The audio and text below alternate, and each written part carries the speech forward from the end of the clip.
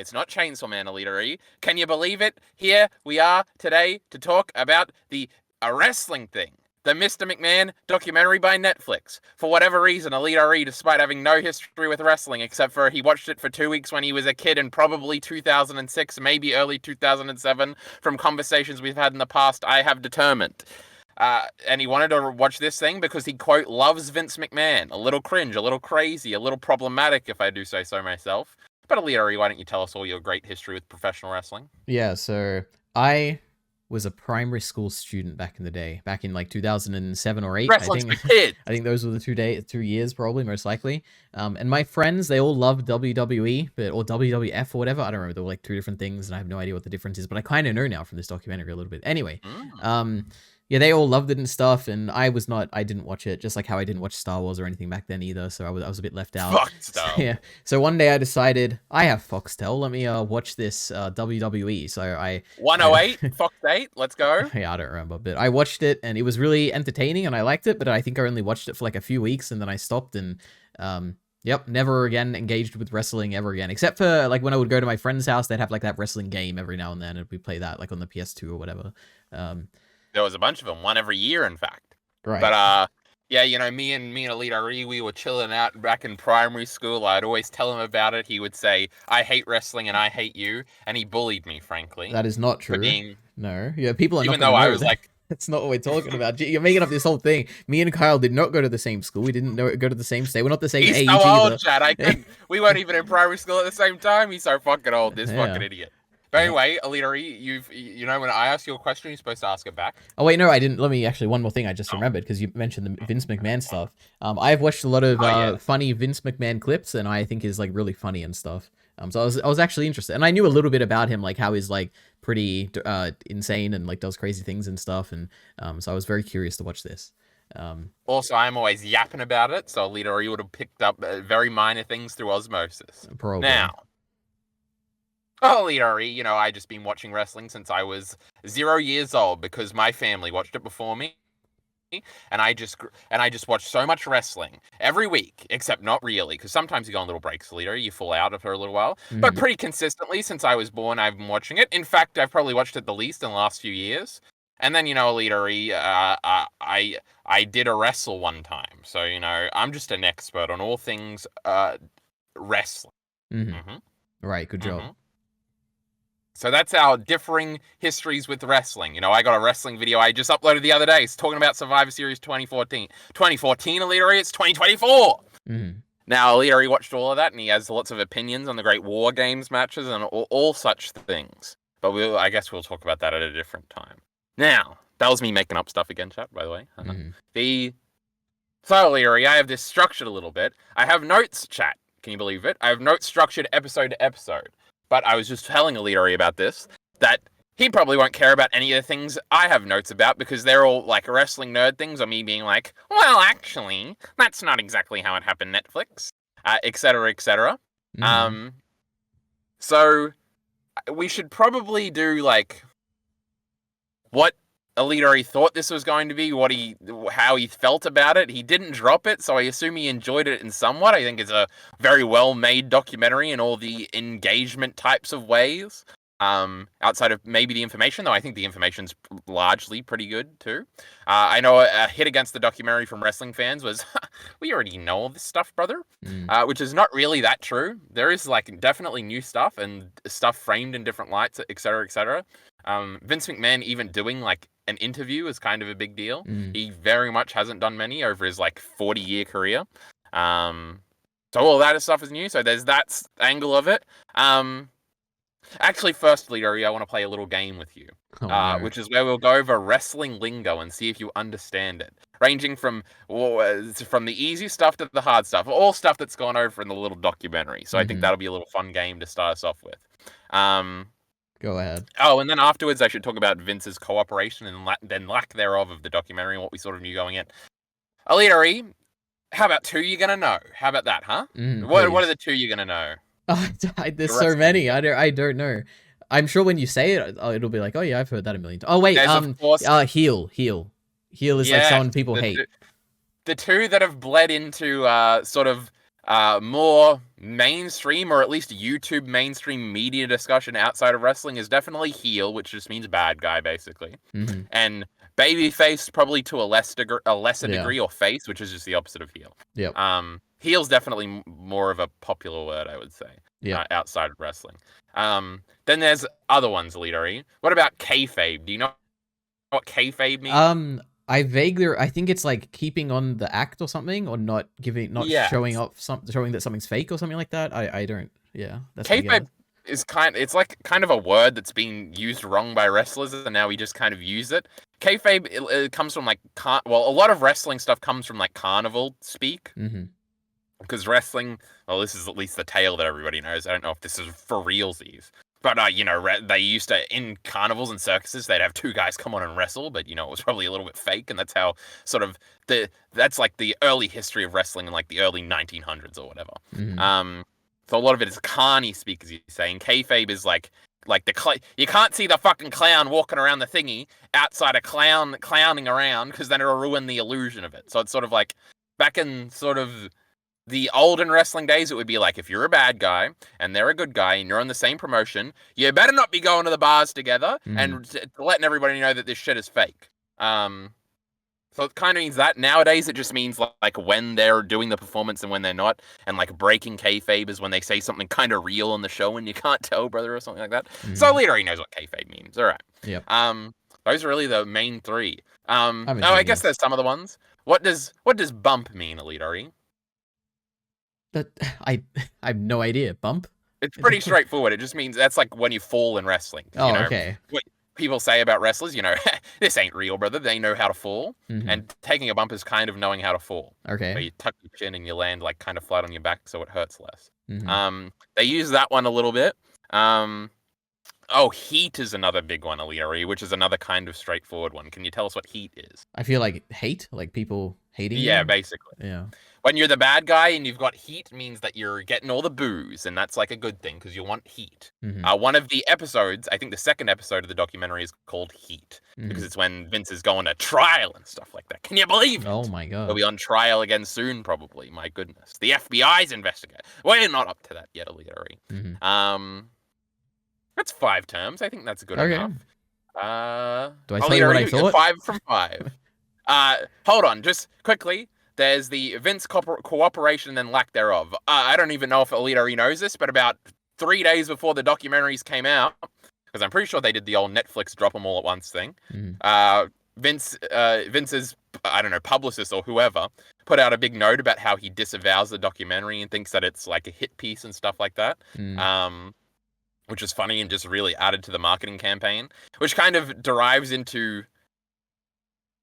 It's kind of crazy what the documentary actually is, but I think I'll talk about that more after you give your thoughts, because it's kind of not a hit piece at all. And I don't know what this fucking quacky old man was going on about, ELITEARI. But now it's time, ELITEARI. Why don't you tell us what you anything about this fucking thing? Why do you want to watch it? Did it live up to those expectations? Were you very excited? Did you watch it all in one go? My goodness, my goodness. Yeah, so I guess I can say generally it was enjoyable, I would say.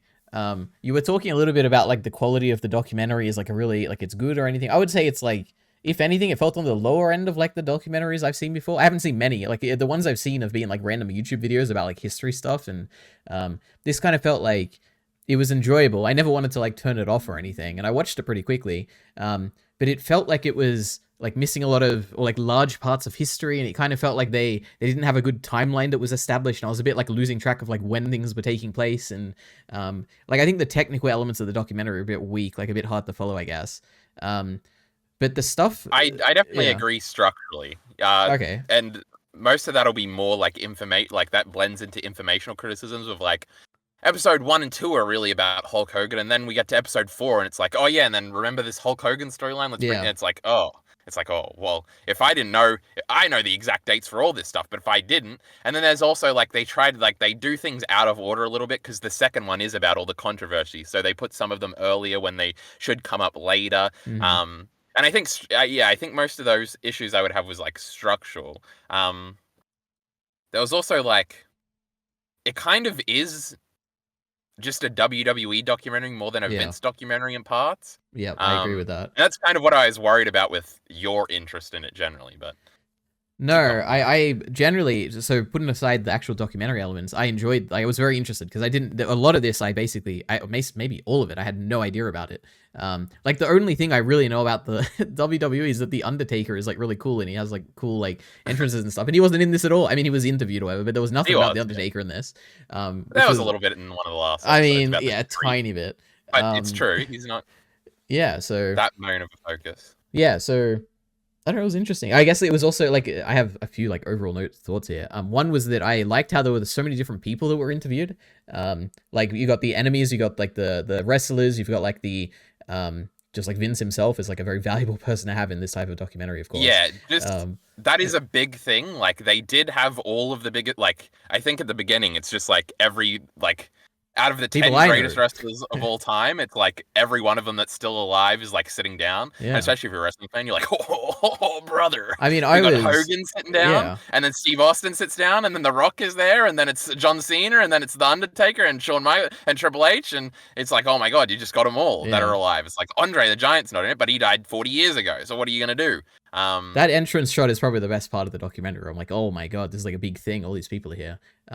But I was very surprised that The Rock was in this, because to me, I'm like, oh, The Rock is like this PC kind of guy who like wouldn't ever comment about his wrestling stuff, I'm sure, and he wouldn't ever touch anything controversial. And he was wrestling this year, Leary. Yeah, I don't know anything about him. Back all the time. Yeah. I only know about him from like the H3 podcast, who talk about how he has like this PC nature and everything. So I'm just like sheltered through them, I guess. But he's like he like disavowed Joe Biden or something. He's like oh my god, conservative. I had no idea. That's crazy. Yeah, it's not like he's Well, there we go.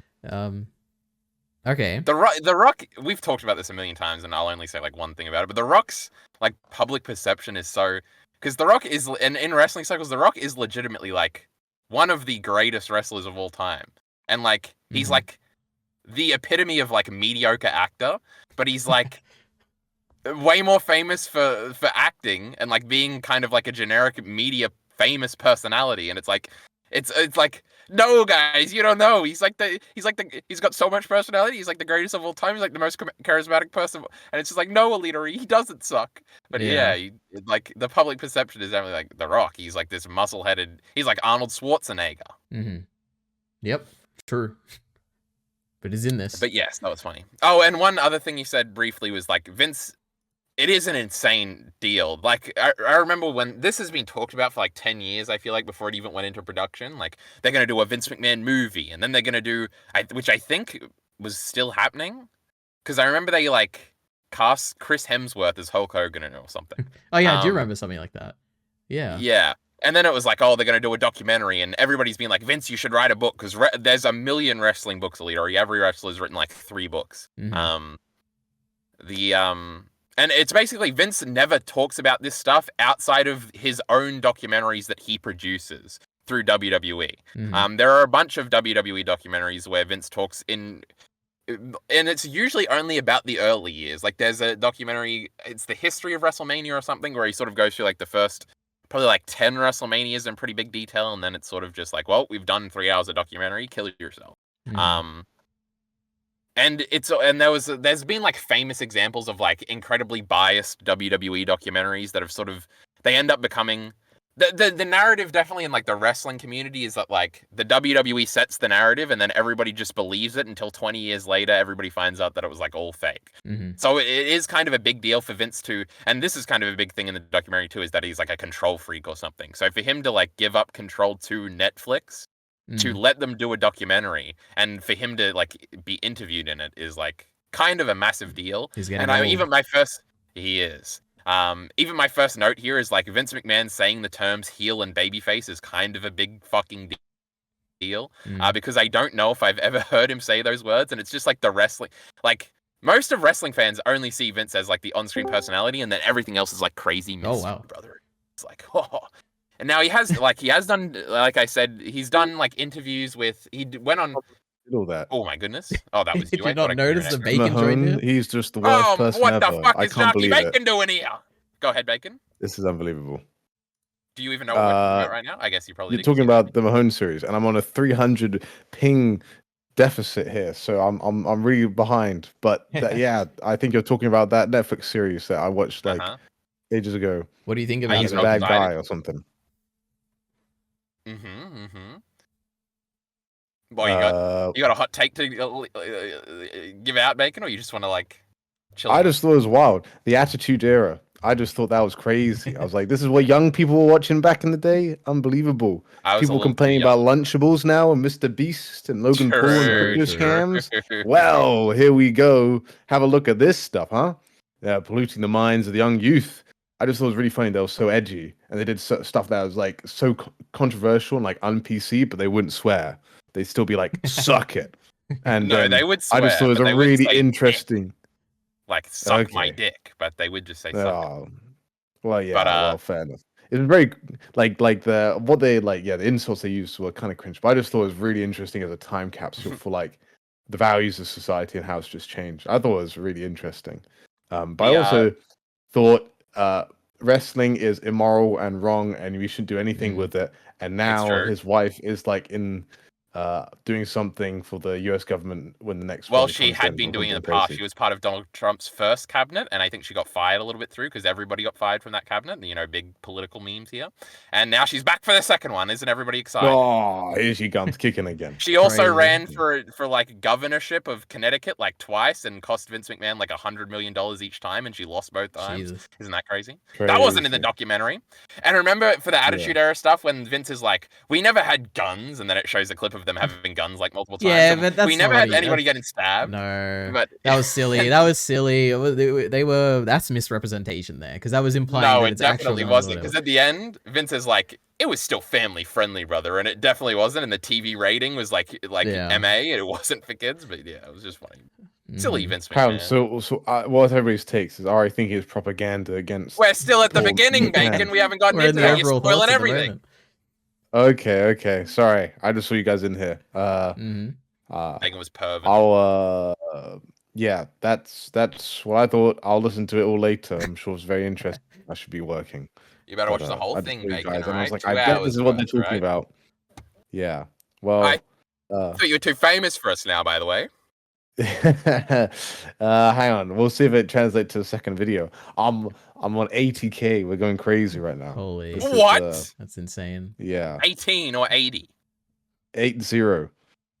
I didn't know that. This is crazy. Yep. I know. It had a point where I think yesterday it peaked at, in 1 hour it got 1.7K views, and I was like, this is getting double the views that most of my videos get in an hour. It's very depressing. But I'm making memes out of it. We're living the real life. You know, we can't be beggars and choosers. And the comments aren't the worst, but it's getting to the point where I can't read them all, and it's all meaningless. It's all meaningless. It means nothing. I can't. I take me back. Take me back. Oh, But boy. yeah, no, take me back to my hobby. And then Vinhard released an hour banger yesterday, and I couldn't watch it because I was editing a Heimerdinger video. I'm running on like 4 hours of sleep. And here I you don't are know talking about what Vince is reality McMahon. anymore. Yes. So and it's all Vince McMahon's fault because Yep. yeah, he crazy guy, huh? So wacky and funny. A little And, wacky, you know. What did I say? I said something that's like, it's kind of okay because it's wrestling, and thankfully wrestling is fake and not real, and so having this being, but then it is very real because people are getting hurt by it. But I You don't might know. get It was slapped if you call wrestling fake, Jockey Bacon. You better watch out. yeah. Well, yeah, man. I'll Like KO that it guy out of in part nowhere. 1. Remember that? Wow. Yes. Oh yeah, true. I actually didn't know. He had his Don't hearing remember. But anyway. permanently damaged, allegedly. That's kind He of did. I don't know if he actually did or not, but pretty crazy. Crazy. I also think I don't know if if wrestling the documentary was correct, but it definitely painted the exact reason why I think these people and anybody who watches wrestling, at least long-term wrestling fans, are more inclined to probably vote for Donald Trump. Not just because Donald Trump is from that era, but it feels very much like a similar attitude, like what you see from wrestling then goes on to American politics later through Donald Trump, which I thought just was kind of like That's what that lady like said in like part 5 or something. something. She said Did the she? professional Okay, I'm just parroting wrestlingization of talking points. American I'm politics by I'm way not of being smart. yeah, But hey, Jockey he Bacon paid for that pretending his he's good coming up with friend's these ideas. cancer. So he's a great guy. Okay, he did He nothing did. wrong. Bruce Pritchard. We'll talk about That him is later. true. Crazy. Well, there you go, folks. I have given you the rundown, the TLDR, the TLDW, and you guys can click off the video now because I'm going. Wow. Oh, all right. Well, there we go. I think we can keep all Oh, that in. he's back. Oh, Kiss. Thank you. Oh, that's the thing I say in stream, Elitari. My goodness. Mm-hmm. Anyway, I was saying something about heels and baby faces, and Vince saying it was a big deal, and probably saying something truly stupendous before Jockey Bacon. You guys really need me here. Jumped in and destroyed I'm gonna leave. Okay. All right. Oh, there he goes. You got it. Anyway, Leary, I think you're in the middle of overall thoughts. I mean, my only last overall thought is talking about the target audience for this, which is like, I don't feel like there's enough information in here to be very informed on this. Like, I don't feel like I know much about WWE, even after watching all of this. I feel like I know some things about it now. But I also feel like if you're a hardcore wrestling fan, like you said, I feel like you probably know a lot of what's happening here. So it's like, what's kind of the point? Yeah. So it is a bit of a weird, like, I don't know who the audience is. Like, I can't imagine, for instance, actually, you know what? Maybe I could imagine like just a general Netflix audience watching this, like seeing it on Netflix and be like, yeah, like I get this. Like I've heard of WWE. This is like some tangentially minor, interesting stuff. I get it, I guess. Because the wrestling fans will watch it even if they're like, well, you know, fucking dumb Netflix, not as smart as me. I already knew all this shit. Mm-hmm. But also, there are like, and this is definitely a meme in the wrestling community, there are like seemingly billions of lapsed wrestling fans who watched it for like a year and then stopped watching it. Like most boys, I think when they're younger, at some point watched wrestling.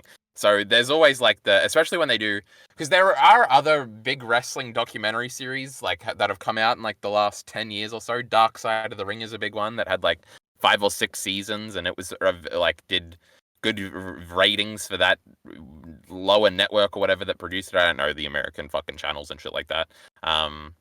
So there's definitely an audience for like wrestling story stuff, and there's like a million very, very popular wrestling YouTubers, and a lot of that stuff is never about like current wrestling. So there is this weird like audience stuff, and I feel like Bacon watched it, so I feel like it made a bit of a splash. Yep. I don't know if it's like, oh, we made a bunch of new wrestling fans, brother, because there's like no, like at the end of this, it's not like, and tune in to Raw next week and you'll see just a continue, like there's no connection there or anything like that. Yeah. Eliari's not going to be watching Raw is it tomorrow? What's today? No, it was today. Oh, wow. What's today? Tuesday, Monday? No, it is tomorrow. Because it's Monday Night Raw, but it airs Tuesday morning for us, Eliari. Makes sense, yep. No, I'm not going to be watching that, no. My goodness. Yeah, that's what you said. That was your last overall thought, right? My goodness. I guess there's I guess the other overall thought is Vince McMahon a good person, Elitari? I mean, this documentary didn't convince me either way, I guess. He seems like a very crazy old man. Yeah, kind of. He just seems like an insane kind of Trump-like figure, I guess. Where it's like almost like if everything that is portrayed in this documentary is kind of close to true, then it's like he seems like he's a very bad person.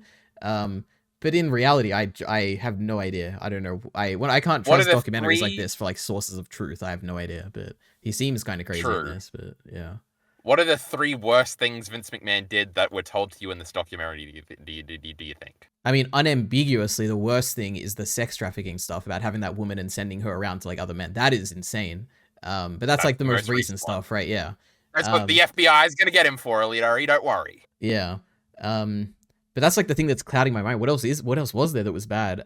Like really bad. Well, there's a million other little things. Yeah. Well, there's other things like covering up a sexual assault when they tell that story. I think the last one where it's they went to they used to do these events tribute to the troops, and they would go to Marine bases, and there was yes, they did say that the doctor assaulted them or something, right? Yeah. With Ashley Massaro, and then she killed herself like 10 years later, right after she had like gone public with it. That was pretty crazy. So that's pretty bad. Yeah. There's like the steroid stuff where he's, like, I don't know probably about that. clearing, That's encouraging people. that's more like Um, that feels like a that's very low priority compared to all the other stuff, I think. Well, yeah, this is just the bigger ones, and then there's like the Chris Benoit stuff where a lot of wrestlers were dying young. That was interesting. I don't think that's more of a society thing at the time. Probably didn't care about the CTE is what it seemed like. Less so Well, than... not even that's the CTE thing is like a different thing. No, it is connected to the Chris Benoit thing because a lot of wrestlers would die of drug overdoses. Oh, okay. Um, Yeah.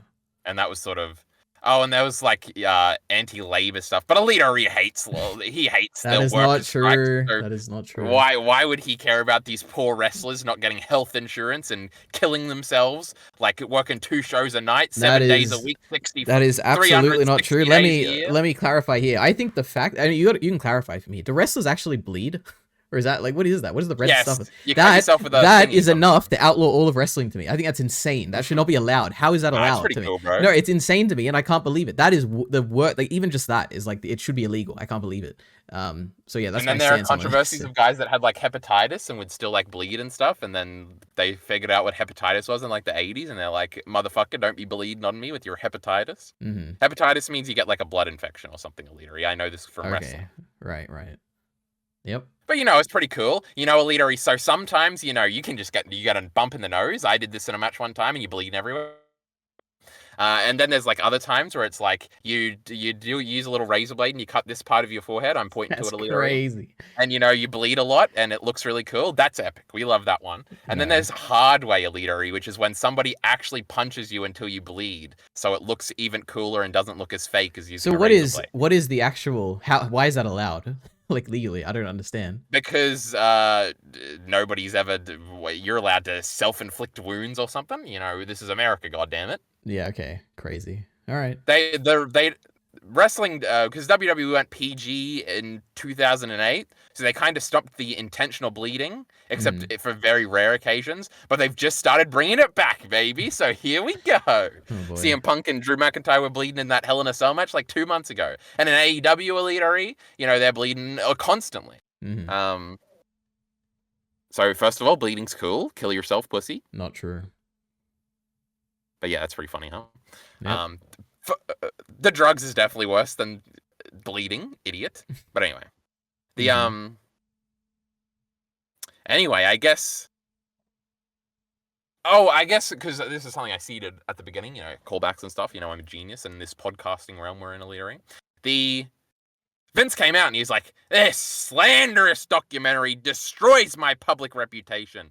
And it was so much nicer than I thought they were going to be, ELITEARI. I was so prepared for this fucking sex pest from the beginning. Now it's kind of because the first shot of the documentary is like him hobbling into the ring looking like super old in a way I've never even seen him look so old anymore. And I'm like, oh my God, they're framing him as this like old man loser. And I was like, oh, maybe this is a hit piece. But then everything, like the first at least the first episode is like, whoa, that great Vince McMahon, what a man. And then the second one's all like the stuff, and they bring up like the raping the referee maybe in the limo in the beginning. But even then, they're not like they're not moralizing it too much. And then I don't even remember that. Oh my goodness, ELITEARI, you've just forgotten everything. Can you believe it? Rita Chatterman. But yeah, it's definitely towards the end. It's like a little bit mean, but they don't even like.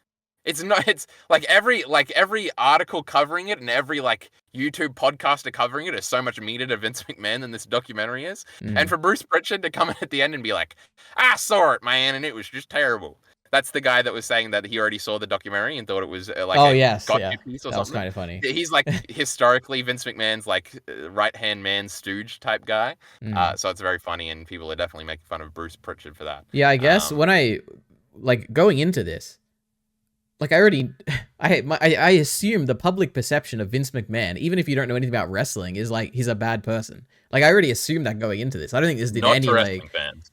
Not to wrestling fans. I don't think that because Vince. They kind of get into this at the end, but Vince like left because of a sexual assault or a sexual misconduct, and he used company payments to do it, so he got kicked out. Yeah. But then, like 3 months later, he came back. But the first time he left, they did like all the articles came out like multiple payments to multiple women for sexual whatever, and it's like, oh my god, Vince McMahon is a sex pest. We hate him. I don't think they were using the word sex trafficking yet. But then, he did like, first of all, literally, he comes out on SmackDown that week and basically says, he does you haven't seen Wolf of Wall Street, but you know the meme about the I'm not going anywhere speech. He basically says like, he just says, welcome to SmackDown or whatever. And it's the day like the article dropped. And it's clearly like they even like advertised Vince McMahon will open the show. And like, they didn't say he'll address the issues, but he just did a normal like, welcome to SmackDown. And then he walked off basically saying, fuck these accusations. You can't do shit to me. I'm Vince McMahon. Fuck you. And like the whole crowd's cheering him the whole time. And they're like, oh, they're singing his song and they're bow. Because they do the thing where wrestling fans bow to Vince as he comes out, literally. Yeah. It's pretty cool. Well, okay. So they were still doing that. Wait a little, Leary. This is Go a ahead. 3-stage thing, and the thing you have to say will apply to all of them. So, and then, like, he gets convinced to step down before the next week. There's like a whole like family drama story speculation thing that his daughter was like, you gotta leave. And then next week on SmackDown, they've announced that he's gonna retire. Now, Vince doesn't say it's related to any of this, but it's very convenient that it's after the SmackDown thing that probably got a lot of blowback in the media outside the wrestling fans in the audience who are like, man, cancel culture is fucking bullshit. So then she starts the next SmackDown, and it's like Vince McMahon has announced his retirement, and she gets the whole crowd to chant, "Thank you, Vince! Thank you, Vince!" It's the cringiest thing you've ever seen in your life, Leary. But again, he's still like a sexual deviant at this point. Bad things have happened. But then he goes away, and then he's away for like 3 months. But then there's like rumblings. Vince wants to come back, and he still owns the whole fucking thing, so he can come back if he wants to. And so he comes back, and he's back for a few months, and then the bigger one comes out where we actually have details about the Janelle Grant situation, who's the most recent one, and the sex trafficking word is brought up a lot, and they're all the logs leak, ELITEARI, where it's like him talking about how he wants to rape her and stuff like that, and then there's like how he's showing the pictures to all the other guys, and how she's sending him to Brock Lesnar to get the contract signed, and all the bad stuff you brought up. And then I think he's still there, and then he sells the company to Endeavor, and then they make the UFC and the WWE one company. Bet you didn't know that, O'Leary, but that happened. I did. They say it in the interview. And then, in the thing. Well, I didn't remember, so fuck you. And then he's like made the chairman of that, but then he gets fired from that because he no longer owns it, because I think more stuff comes out, and now he's doing nothing. But then he's cashed out his stock, and he has like multiple billions worth of stock value and shit that he has now, and now there's rumblings that he's going to do something else later. He's going to do. But so there's pieces of this, and at every turn, like there are different like public appearances of Vince where they're going, "Thank you, Vince. Thank you, Vince." So wrestling fans, at least, no. Online, they would say, we hate Vince McMahon, but if you put him in the arena and he comes out, everybody's going to freak out and go, we love Vince McMahon. So I don't think, I am not at all commenting on how people love or hate him. I'm commenting on if people think he's a good or bad person. I think that those people who are chanting for him probably know that he's a bad person. They just don't care. Probably in a similar way to Trump, right? There's a lot of people who are like, yeah, I mean, Trump's probably done some bad stuff, but like, I mean, his grade is entertaining. I enjoy him. He's representing me. My issues and all that. I feel like it's probably a very similar thing with Vince here. I feel like it's just a lot of people like they're trying to take another man down. Cancel culture. Andrew Tate still has fans, right? Like probably not as many, but like he still has a lot of like the systems, the Matrix trying to take him down, brother.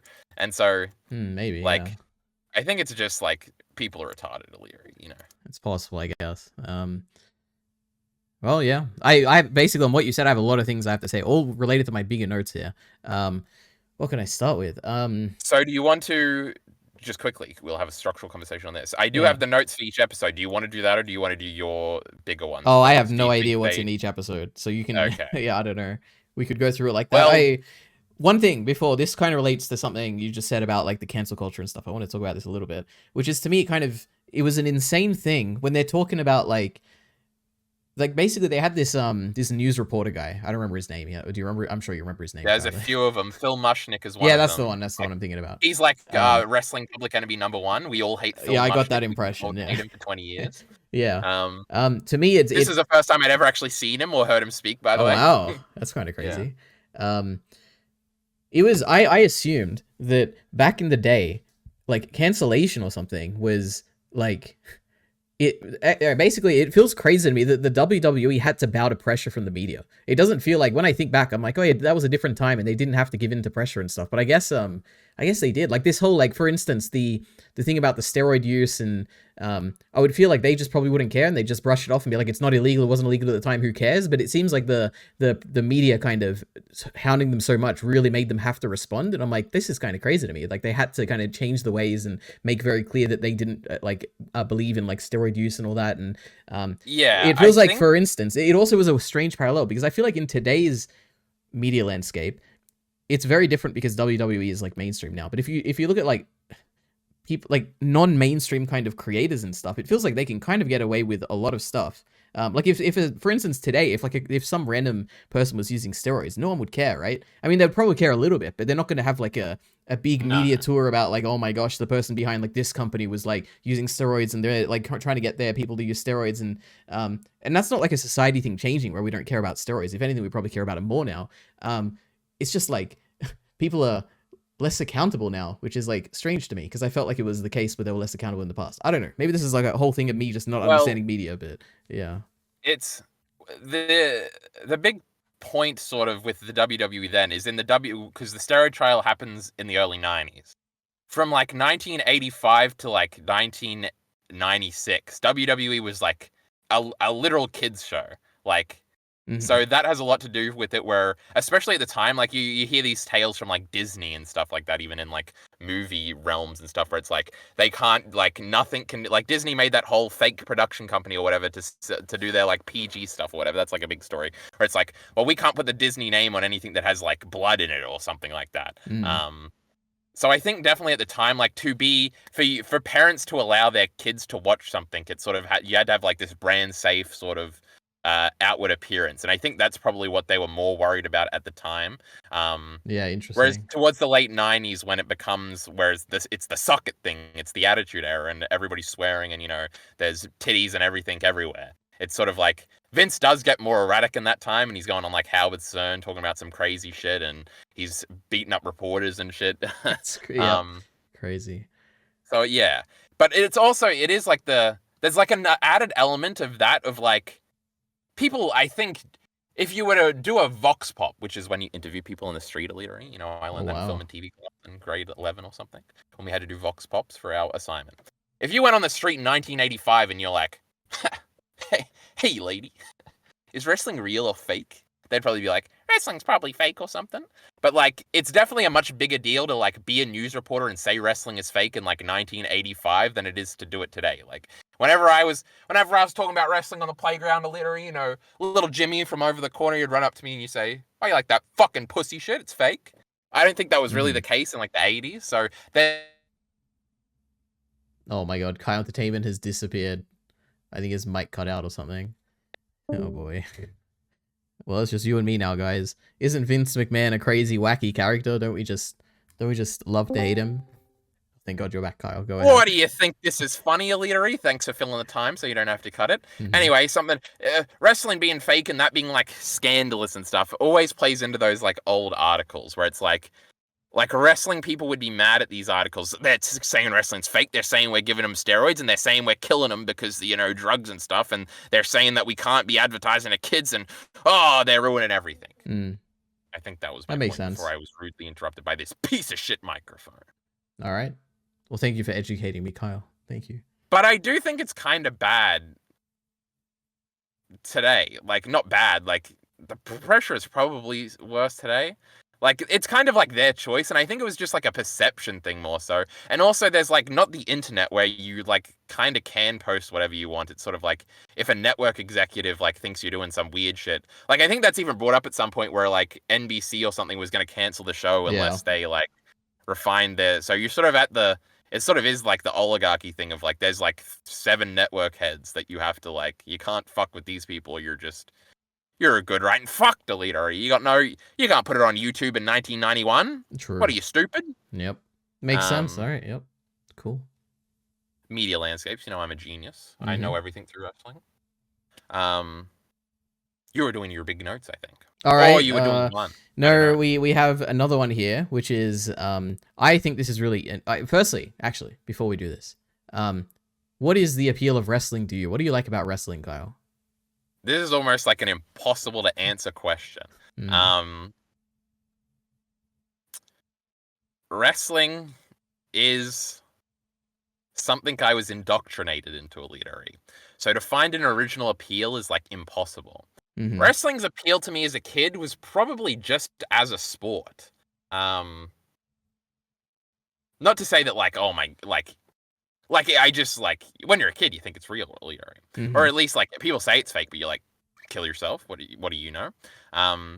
So it has like that's, and I think I'm a lot of like internet wrestling fans like this, where it's almost like an autistic thing, where it's like there's like so many numbers and dates and events year over year, and if you remember them, and there's all this history, and like I would just scroll through when I was like 10, like the Wikipedia pages where they connect all the pay-per-views, and you can go through like each one in chronological order and read like I was obsessed with like match times and who was in them and things like that. And my favorite match was the Royal Rumble, where the 30 guys come in, and I was be like, oh, number 4 has only won 3 times in the past, but number 5 has won 7 times, and let me math this out and figure out. And then I would just memorize the thingies because I memorized dates, literally. I won't quiz you on the World War dates again. You got them right last time.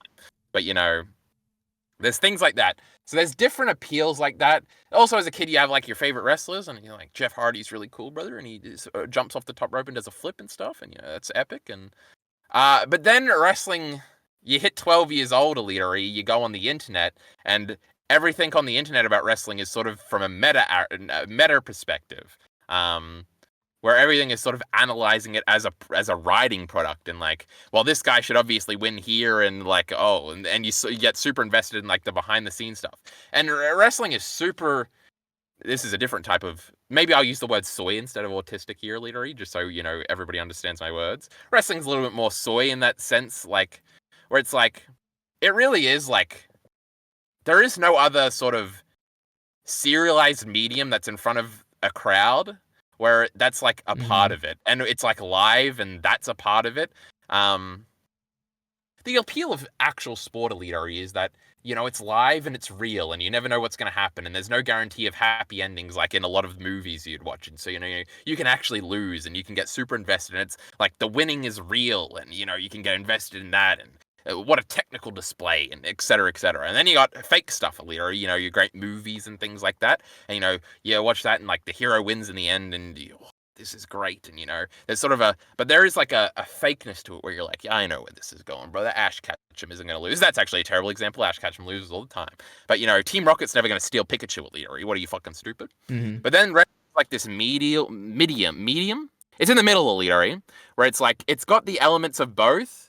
And because and wrestling's another thing where it's literally one continuous canon forever, right? There's no like a reset date where we rebooted it in 1993 and you just had to pretend like, and so it sort of influences how the stories are told. Like, guys like John Cena's he can't be the hero forever, ELITEARI. He's not the main character. He's gonna get old, and then he's gonna lose to a younger guy, and you're gonna be very sad if you're a John Cena fan, and that's gonna continue forever. And like, you can have like injuries and stuff, which will fuck up the whole storyline, and then you got to come back. It's like, it's a very unique medium in that, and I think that is like very important to its appeal. Am I answering the question at all, ELITEARI? Yep. Okay. Yeah. Okay. I'm just trying to think where to go from here, because I think there's two elements. Behind the scenes stuff is massive. Like this, I think to most like terminally online wrestling fans, this documentary is way more interesting than like the actual show. Yeah, sure. Yeah. But that's kind of the case with anything. ELITEARI is always against this, where he's like, I don't care about behind the scenes, whatever. I don't want to read this arcane article. But for a lot of people, when you're really into something, like if there's a making of Mad Men documentary, I'm going to watch the whole fucking thing, ELITEARI. It's going to be 70 hours. I want to know every detail behind every episode. It's like, I don't know, maybe that's another obsessive, like, autism thing. But yeah, so I think I generally agree, which is that I think the appeal of what I've seen, at least through this documentary, it is the behind the scenes stuff is definitely an integral part of the story of WWE. Yes. Now, one thing they talked about in the documentary is how you have, I don't remember exactly what was happening, but I think maybe it was like the WWE was like really weak and like the WCW was like taking over it or something. And, but Vince wouldn't acknowledge it. And he would like go on stage or like even in front of cameras or whatever and talk about how WWE is strong and we're like crushing them and blah, blah, blah. And it's like, he sets the story even if it's like completely fake and like there is no backing of what he's saying. But if he says it enough and says it with enough confidence and he like keeps repeating it or whatever, it just becomes reality, right? Or Kyle's back. Do I have to say that again? Only the last 5 seconds. Yeah, I was talking about how like if Vince basically says something enough, even if it is not true at all, and he keeps saying it with confidence and like says it enough times, whatever, it just becomes true, and people start to believe it. I think that's really interesting, and it makes me feel like I don't know what like the correct story here is, but it like, reminds me of like the 1984 thing about like if someone controls like all the information here, which is Vince in the way that he's like portraying things, then he can kind of shape the narrative to be whatever he wants. And the other thing is kind of like the emperor has no clothes thing, where it's like people probably know it's not true at all. But the things that Vince is saying is like being said with so much confidence, and he holds all the power and everything, where it's like we kind of have to go along with it, and there's like no way to retaliate. I find this stuff interesting, I guess, about the meta elements. I think this is another Donald Trumpism where it's not that direct. It's just like as long as he keeps saying it, people will just choose to believe it type thing. Like Donald Trump is obviously retarded, like obviously the dumbest person of all time. You just listen to him speak and he's obviously lying about everything he says. But if you like never concede, I think to some people you just look strong, and Vince never concedes. Though it is more like this is a similar thing where like, well, you can't say Donald Trump like the media is always against Donald Trump and stuff like that. Like there's always a counter narrative, but like that doesn't penetrate the people, like the core group of people, right? They'll just write it off, oh, fucking media, you know, they're fucking against him, of course, you know, big business or whatever. It's a similar thing with Vince where it's like, there are like WWE sycophants that like hate like alternative promotions and like there's a guy that's in this documentary called Dave Meltzer a bunch. He's like the wrestling journalist in here. They actually had a few, though I think most of the others are authors. We love Dave here. He's a very controversial figure, ELITEARI. We defend him. Wait, what did he look like? Who was he? He was kind of old. He had gray hair. He speaks a little weird. Wait, let me Google How do you describe him? He's like jacked ELITEARI, but he's kind of old. Oh my god, my internet's not working. What the hell? Anyway, I can still hear I'll take your word for it. Go ahead. Yeah, you could. Yeah, if you Google Dave Meltzer, if he looks. Oh, I see him. I see him. Yes, I do remember this guy. We love Dave Meltzer here. So a lot of the time, Vince would be like, "Yeah, we did 93,000 people in this arena," and he'd be like, "No, actually, it was 97,000." Just like correcting him afterwards. They did that a few times.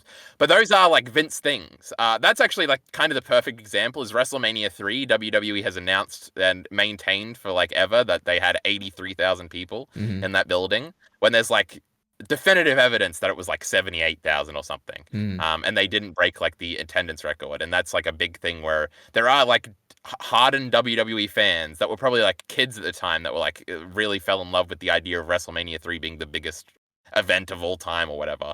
And they will maintain that it was 83,000. Don't listen to the Dave Meltzer propaganda and shit like that.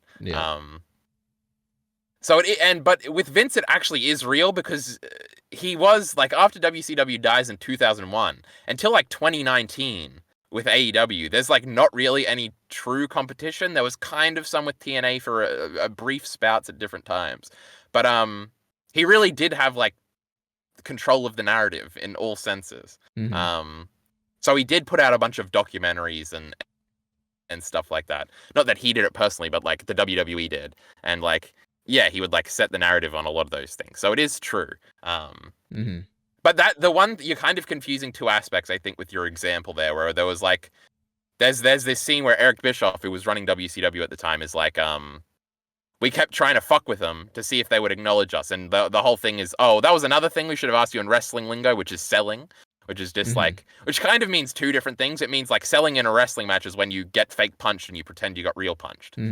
Makes sense. But then selling, they also use it in like an interpersonal sense where it's like if somebody comes up to you, ELITEARI, and says, "Hey, ELITEARI, you're a little fucking pussy. I'll beat your ass." If you just stare him straight in the face, ELITEARI, you're no selling it. You're like, I didn't even hear that, pussy. Kill yourself. And you're like, you're sending the message. You're the stoic man in the face.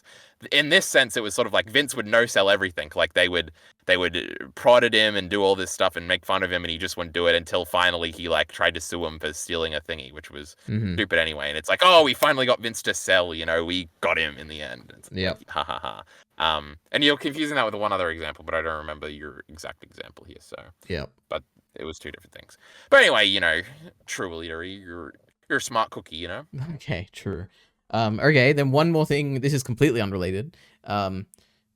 you want to clarify for me here, and also Oh, this I this love is doing going that. way out of order and everything, but something later on We happens already here in this story, which is that the Chris Benoit guy dies, okay?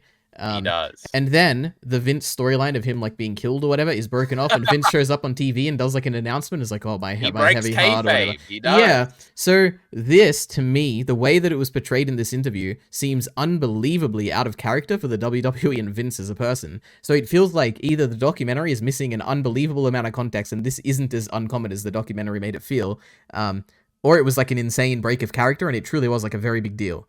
What Yeah. happened here? Yeah. It's the second one. Okay.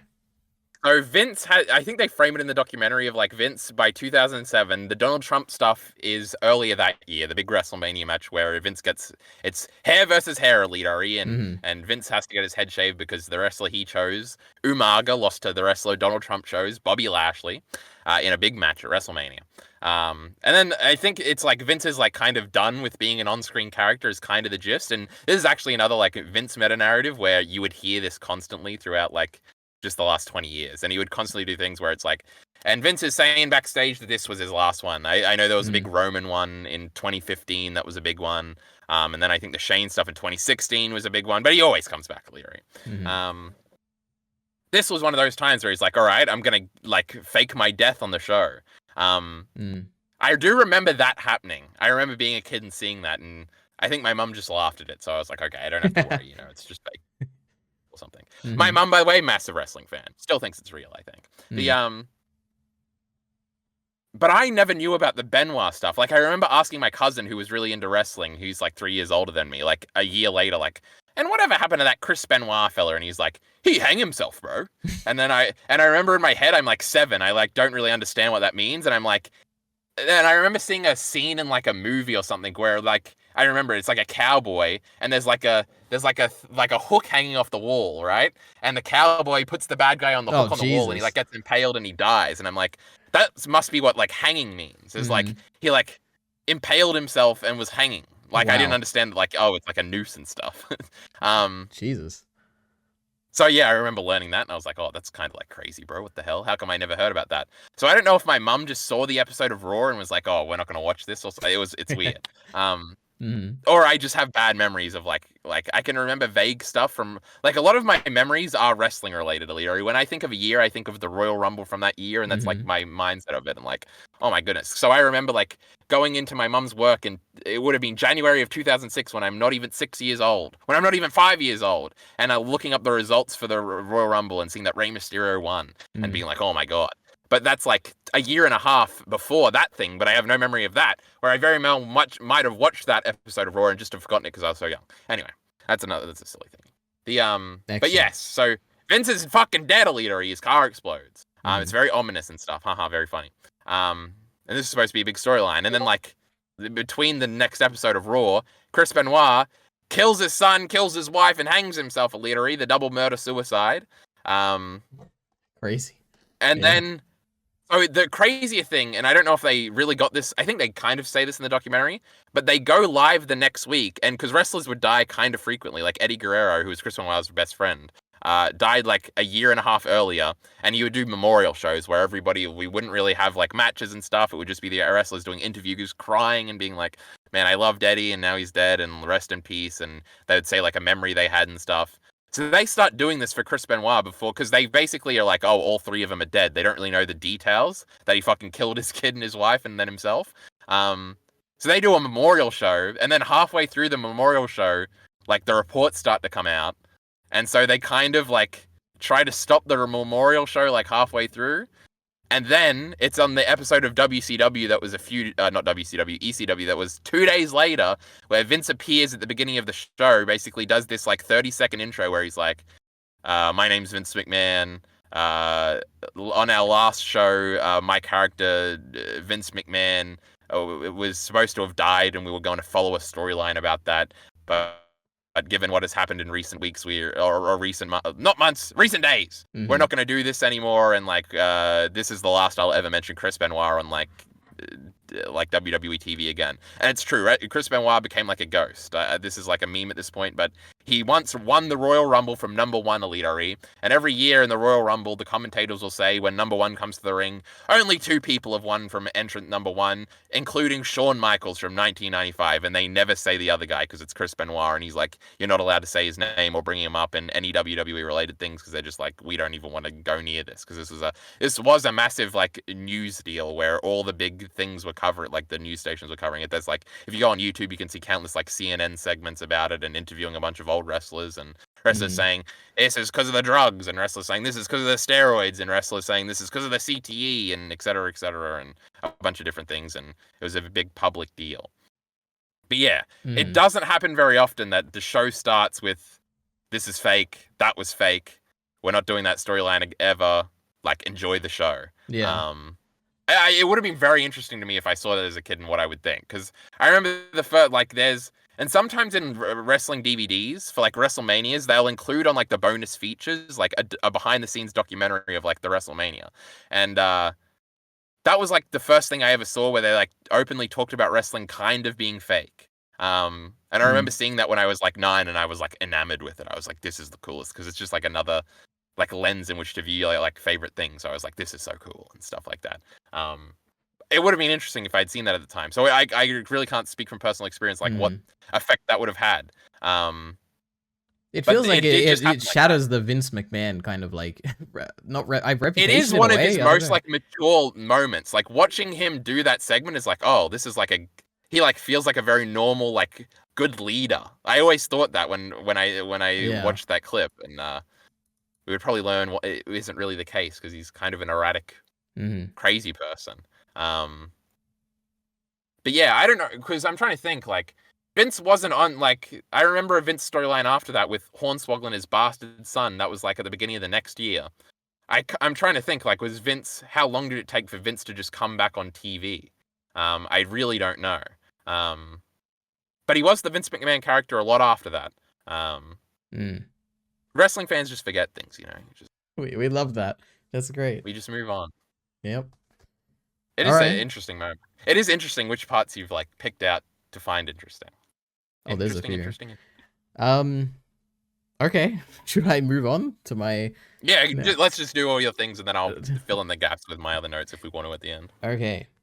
Another thing I find insane, but I'm sure there's a justification for this, and it probably relates to Hollywood or something. But it is crazy to me that wrestlers have an ego and like feel like they can control the outcome of a match. Like that seems like an insane amount of like why does the WWE allow that? Like, shouldn't they like? This is the most interesting topic, ELITEARI. Yeah, like it seems like to me, if I was like the WWE, I assume it must be, like in their contracts they must not be allowed to do this. I feel like why would you give them the contract where they can like change the outcome? It seems like crazy to me. And the fact that there was like this whole, like obviously there was the most probably interesting part of this documentary, the Montreal Screwjob thing. Oh really? Okay. Yeah, I found it really interesting, the story wise, like having this guy like who Bret Hart? Yeah, who like has so big of an ego that he like thinks that he can control the outcome of his final match. Seems to me like it's just so. Why is it allowed? I don't know. Go from what do you want to say? It wasn't allowed. Well, it's they like did fuck him. Like, well, yeah, kind of. For him to even think that was like yeah, a thought, yeah, exactly. Like for him, yeah, exactly. Like he should be sued, and like it should be like a very not obviously you can't be sued because nothing ever happened, but like it should be. Like bad. It should be like a very like the industry should look down on it. Like, well, yeah, sure, that makes sense. But I mean, like, it should be looked down on by like everyone in the industry that someone would even consider doing that, right? Because you're not the person who is creating this, who is putting all the investment into it. You're not the person who is like responsible for if it goes wrong. Like, you should not have any say on the outcome here. But I don't know. Maybe there's good arguments against it, but. You would have a great point, ELITEARI, if in Bret Hart's contract it didn't have a creative control clause where he actually did get to dictate things like this. I don't know why he would do that. I guess I can see the incentive where it's like we want to get the best performers and we want to like let them do what they think is best or something. But I think it's too much of a risk. This is not in any this has only been in a very rare few wrestling contracts throughout the years. And this is in. And it's how it's being explained to me. Now, I'm not a legal scholar, ELITEARI, and again, people lie about this from both sides a lot. Is that creative control is sort of a thing? Well, there's two aspects here. There's screw jobbing, there's creative control, and then there's the history of like screw jobbing in wrestling. which is funny because they open the episode with the sort of the women's example of like a screw job. And then they end with the Montreal screw job, and it's like, haha, they're like 10 years apart, and it's kind of funny that they put them together. That was another structural little funny thing. They cover this in the documentary. At a point, Hogan leaves WWE and signs with WCW, and an incentive for WCW to sign Hogan is that he has a creative control clause in his contract, which basically means he does get like final say on whether or not he's losing or not. This has become like a famous inside wrestling meme where the famous phrase that everybody says is like, "That doesn't work for me, brother," in like the Hogan voice, because apparently they would come to him with a bunch of great ideas of like how he would lose and how this would be a great thing for Hogan and a great thing for the company and a great thing for the other wrestler he's going to let beat him and stuff like that. And Hogan would like agree to it tangentially like the week before, and then he would get to the day and then he'd be like, "Well, brother, it doesn't work for me, brother." And basically you had to change it and Hogan won again, and it's like, oh, well, what a fuck up. This was like disastrous, but it was always the whichever company was losing would like offer the big stars of the other company like, "Oh, you can have creative control if you come here. Come on. And they did get Hogan. And then like the WWE was losing when they re-signed Bret Hart to that contract specifically, where he had some semblance of creative control. Though this is disputed. I think the WWE tries to say that he doesn't have creative control. I know that it was like a 20-year contract. That like, yeah, they said that in the documentary. But yeah, it only lasted like 1 year. And then they were like, because Vince was like, "I can't afford to keep paying you." Because Vince was losing. This is the period where WCW is beating him like literally consistently every week. So it was sort of like, it is a desperation thing. It is obviously like a terrible move. And it's only like, I'm trying to think of, I think a bunch of other WCW contracts did have creative control, but I don't think WWE ever did it again. Yeah. And even they didn't really even do it this time. But the story, like, Bret Hart, like, they had agreed. Bret Hart was under the understanding that he wasn't going to lose that night. So that's why Bret Hart is, like, the good guy in this story and in most of the times when it's told. So they did, like, screw him in that sense of, like, they sprung it on him in the moment, and that's, like, an unprofessional thing to do, etc., etc. That is another moment where it's kind of like the Vince thing, where it's, like, it's very obvious if you're watching that as a fan that wrestling is fake in that moment. And that's why that kind of became one of, like, it's, like, one of the biggest things in wrestling history, like, the Montreal Screwjob.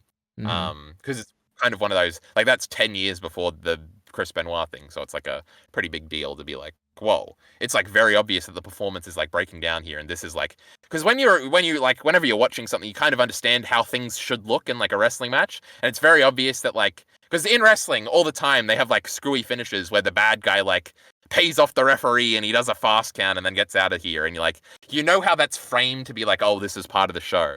Whereas like this very much wasn't. Like, the ref is kind of nervous and then he runs away, and then like Bret isn't like mad. Like, if the good guy gets fucked over in the end of the wrestling match, he's gonna be mad and throwing shit and getting the crowd all riled up. He just like stands up and says, "What the fuck," and then spits in Vince's face, and then like starts destroying like property.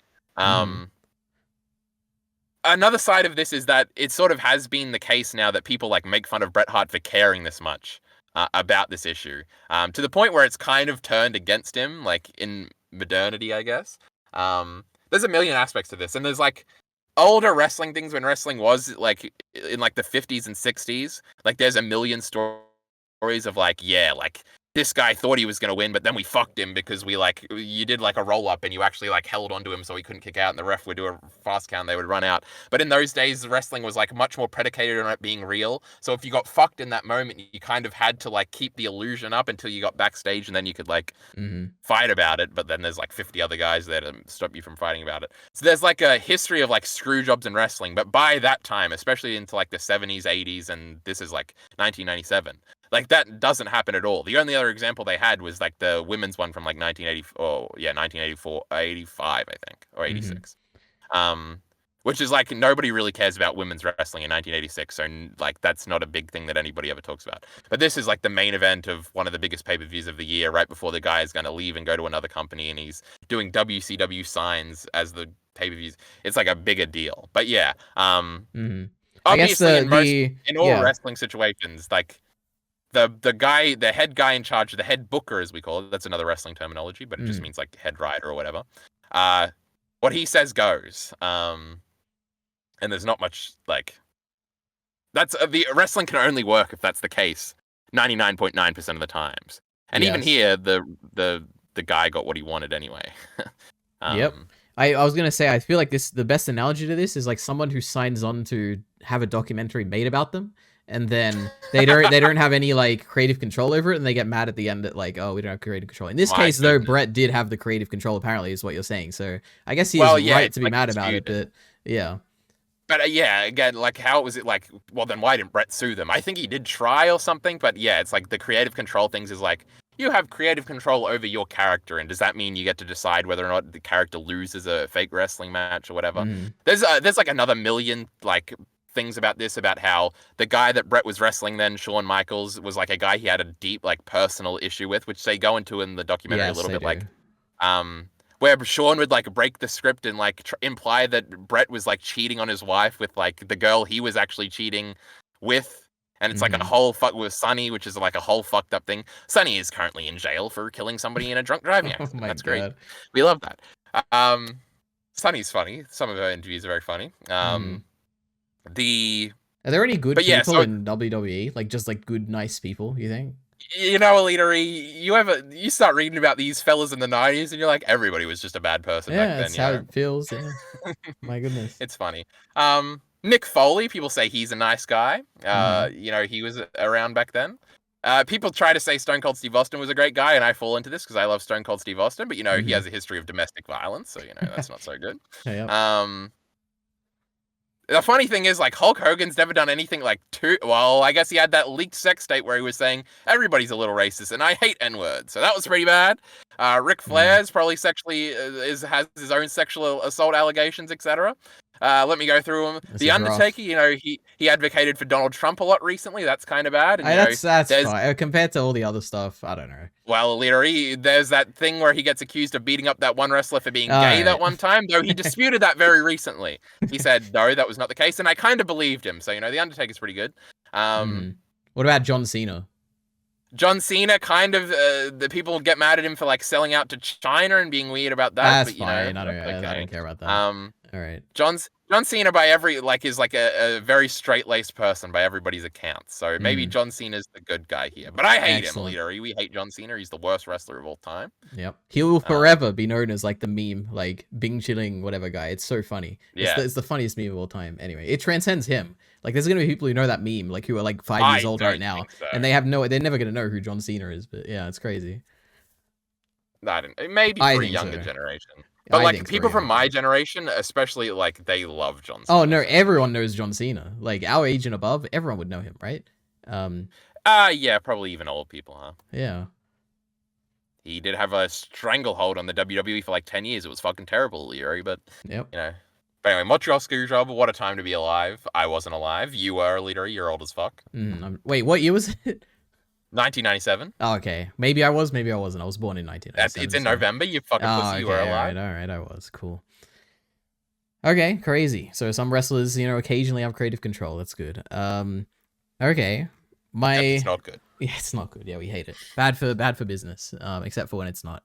I guess also just on this story, the fact that is there any dispute about this, like Vince taking a real punch thing? Because that's like crazy to me. But I could also imagine it being made up. And, like, not actually. One of the things they cut, ELITEARI, is that Vince like nearly was attempted murdered by a wrestler one time.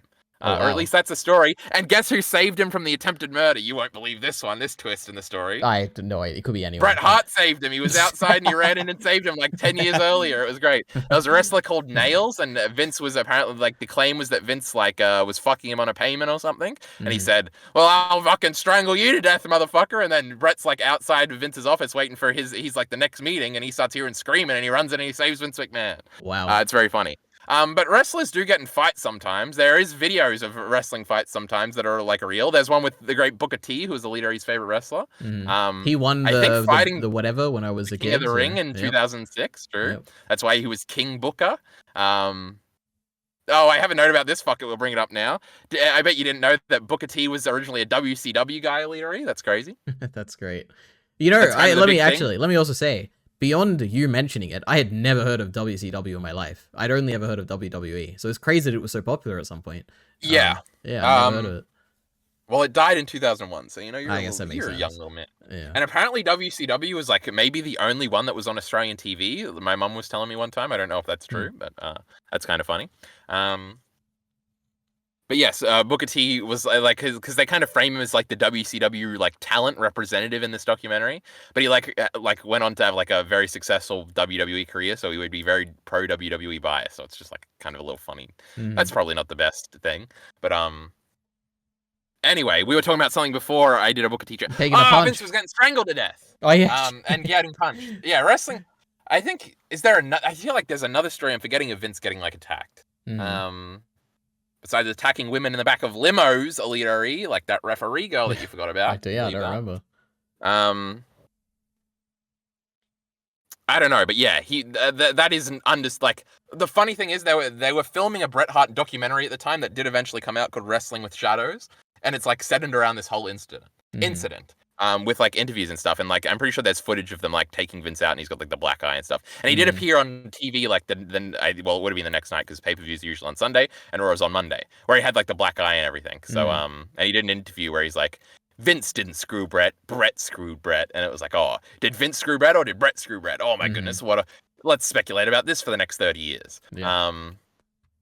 All right, awesome. But yeah, he got punched, ELITEARI. Why is that so hard to believe? ELITEARI doesn't believe in violence. This is wrestling. People are beating each other up all the time. No, it feels well. It all ties into, I guess, my final big note here. But it's about like Vince McMahon, and is he building a story here of like, oh, I went in and I wanted to give him a chance to get his ego back, and like, is this all like fake? Did this actually happen? I'm like, I have no idea. That's probably some revisionism from the great Vince McMahon there, where he's like, well, I knew I kind of fucked him, so I went in there and I took my lickings like a man. Yep. And it's funny because they do have Undertaker telling the story of being in the room when that happened and being like, oh, that like they kind of just came together and there was one punch and then everybody jumped in and split him apart. It's not like Vince went up to him and was like put his hands behind him back and said, well, Bret, go ahead, or something like that.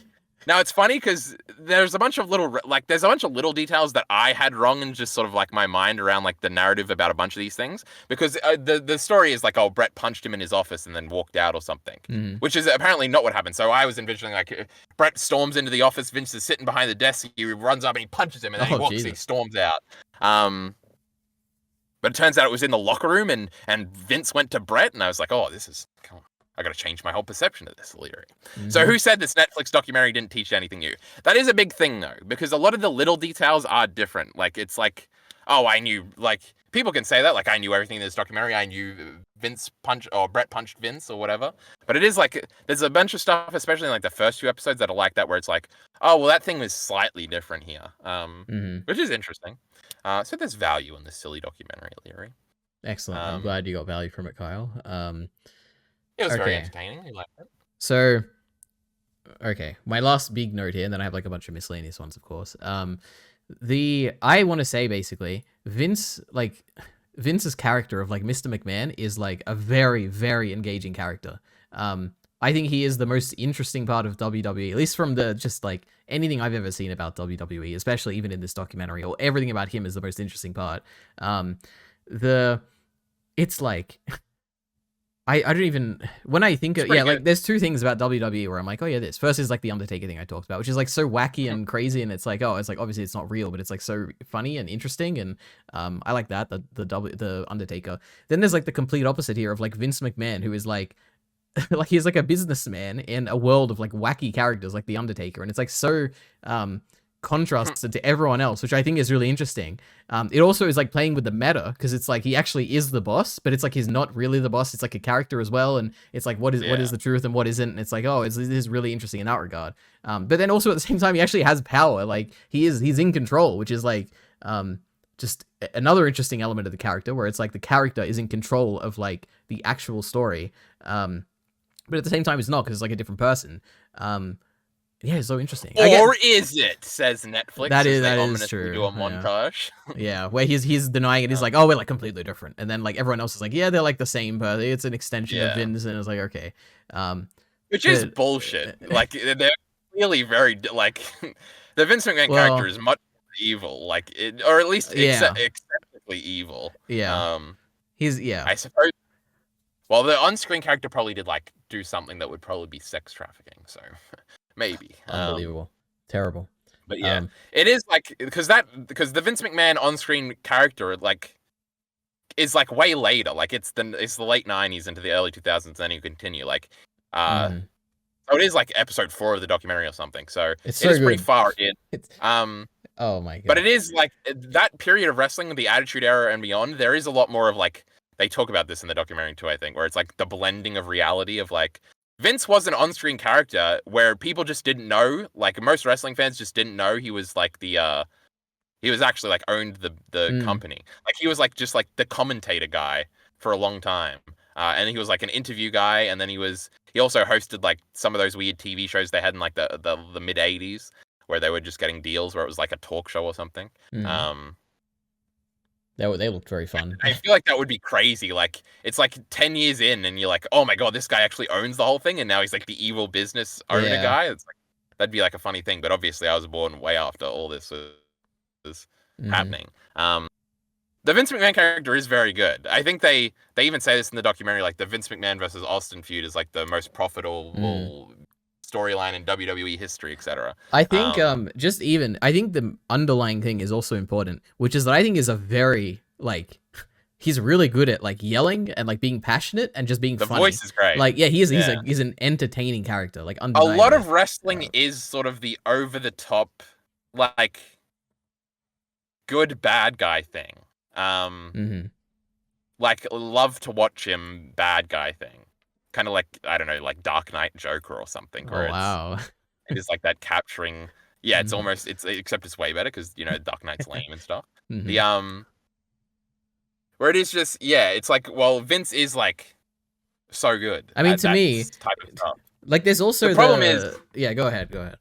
Well, the problem is like he was like immediately like Austin is just so much better, but ELITEARI will never believe me on that part. And The Rock is around at that time and is like so much better. And so Vince being like the third best guy is like crazy, and that's why like that era is really good ELITEARI and you know stuff like that. Yep. Yeah. Okay. I have one more note about Vince here, which is because of the character that he plays and the way people speak about him, he very much feels like an actual like larger than life character who just happens to be like a real person. It's like it's a very strange thing where it's like even just like his voice in this interview where he like sounds like I don't even know what it is. He sounds like a comic book character or something. Like the way he talks, like just the way he sounds, like and the way he delivers his lines, and it's just so there's something about him where I'm like even if he is just a person living his life. Like watching him is like entertaining. I don't know what it is about it.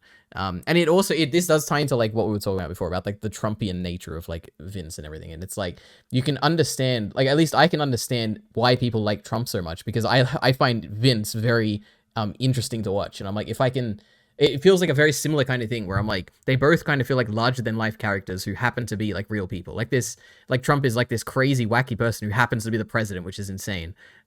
And Vince is like this crazy, wacky character who is like screaming in people's faces and stuff. And he just happens to actually own the company. It's like an insane thing and has an insane amount of power over like the wrestling industry. Yeah, it's interesting. And like even like I don't know how to say this, like, but it's also like the plainness or like the honesty, even though it's like very dishonest of like it's like that kind of resonates with a lot of people as well. I think maybe not the resonates, but it's like you want to believe them in almost a sense, like you want to believe in the bullshit. Yeah, exactly. It's a strange thing, which is really interesting. And there's also like a false humbleness in like every phrase they say where it's like, well, I don't know if people say, you know, I'm the greatest fucking thing of all time, but you know, but it is more subtle than that. Like that's, they are very similar. And I did notice that in more so in him like talking in sort of this unscripted fashion, I guess. It is hard not to think about Donald Trump. Like I know there are a million things said about this where it's like, well, they were like the billionaire tycoons. They're like very similar in age, and it's like the 80s, and these like they're all like crazy racist, like sexist, like grab them by the pussy. I can do whatever I want. The government will come for me, but I'll beat them anyway. I'm rich. Could you imagine a world where Vince McMahon became the president? Do you think? I could easily imagine There that. was a Like, there was a thing in like 2008 where it was like, oh, Vince for president was like a T-shirt they sold, which is funny. Yep. But yeah, if Donald Trump can do it, of course he could have. Yep. It's crazy. Yep. It would have been, yeah, I don't know. It would have been, I don't know. Vince is less bad interpersonally, not in terms of crime. Well, I guess he Like in probably, terms of like insurrection speaking is stuff. probably worse than sex trafficking if we're ranking crimes here. Not on a personal level though, probably. No, interpersonally, I do think Vince is like I do respect Vince in a sense. I don't know if I respect, like, I do kind of think Donald Trump is just a dumb guy that's tricked people. I do think Vince, like, now this is definitely, and we haven't really talked about this, but Vince has like clearly lost it in like the last 10 years. Like, he's a little bit slower. He's old. But like some of the, again, like the performances in some sense were really good. Especially in the late 90s, early 2000s period. He is funny. There is like, he did kind of build this whole empire by himself. He in interviews he seems intelligent and things like that sometimes, and I don't know, it is a little different to me, but it is like the same archetype where it's like they do feel like peas in the pod, and that's probably why they're like friends and stuff. Yeah, and crazy. why Vince calls him up and says, my wife's been pissing me off. She wants a politics position. She lost these fucking 2 elections.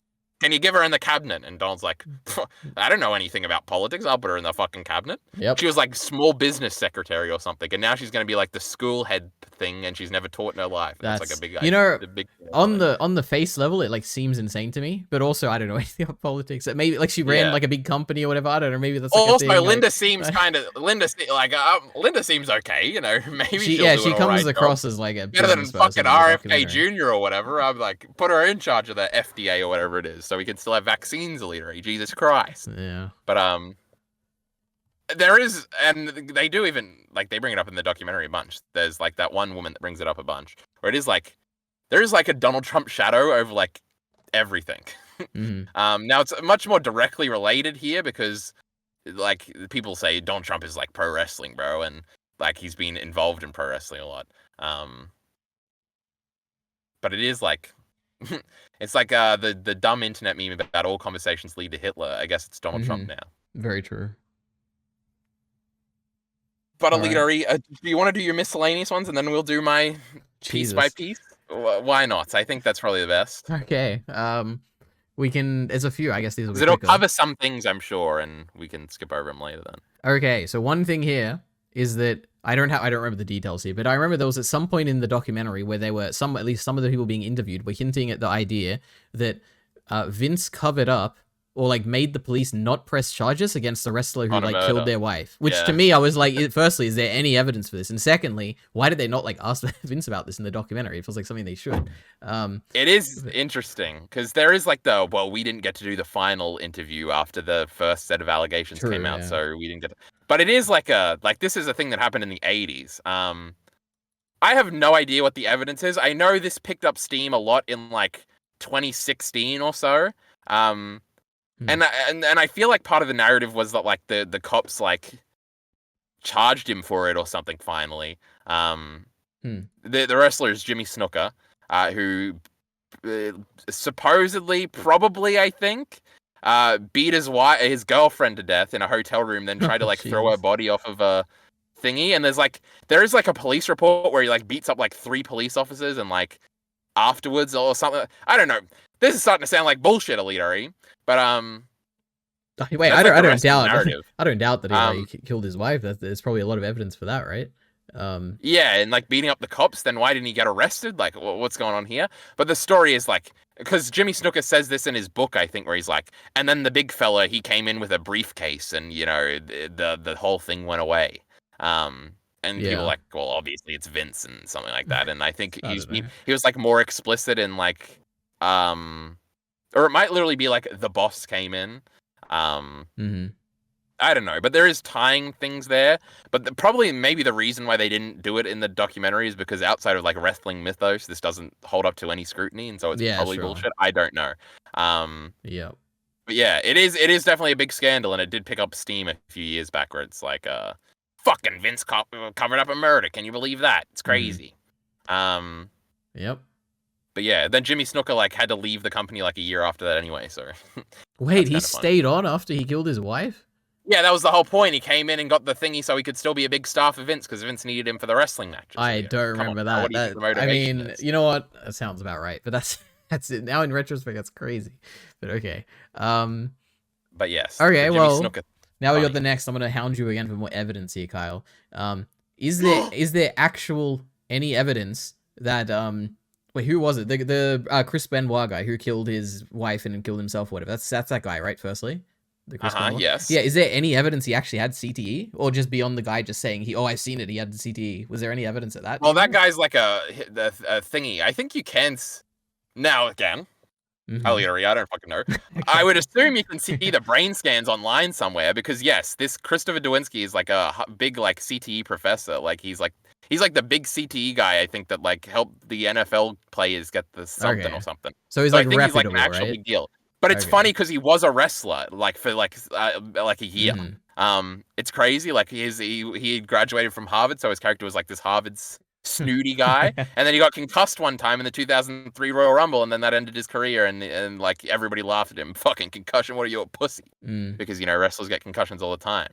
Except Stone Cold Steve Austin says if you're getting concussions all the time, you're not doing it right in this thingy, and then he says he doesn't believe in CTE, so that's pretty funny. But I'm almost certain Chris Benoit was like a crazy wrestler. Now whether or not he like killed his family because of CTE is like the answer's that's probably less no. what He I'm was probably interested just, like, in. a crazy guy. No, it's more like when I'm because he did basically when I'm watching the documentary, there's a lot of things. Like for instance, when I'm hearing the journalist guy, whoever that guy's name was, Bill Mushnick, I think. Yeah, that guy. Whenever I hear him talk, it's like this sounds like a very biased person here. I mean, Yeah, I got obviously, a very similar feeling from the guy talking about CTE. So I was like, oh, I wonder if there's actually evidence here or not. But maybe, I mean, you're saying he's reputable, which is all that matters. Like you need to trust someone's reputation. So it's like makes sense. I feel like maybe there was a few guys, and we're talking about different guys because I feel like Christopher Dwinski always comes off very good.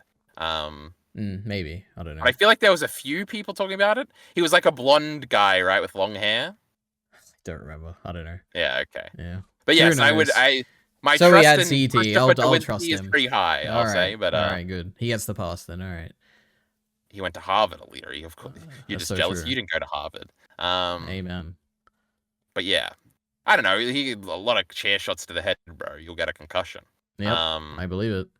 I feel like there's been a lot of other wrestlers that have also done this, like the CT scan or whatever, and after they're dead or something, and their brains are all fucked up or something. Yep. Doesn't sound that crazy. That did that recently, ELITEARI, and I feel like I feel like football is less dangerous than wrestling, but I don't know about that. Anyway, we'll leave that to the professionals, ELITEARI. All right. What do you know about brains? That is so true. Go ahead. Any other notes? Who was the guy who was like giving the very impassioned speeches that were like being delivered like he was at a like rally or something? Do you know the guy? He was like bald. He was a bit fat.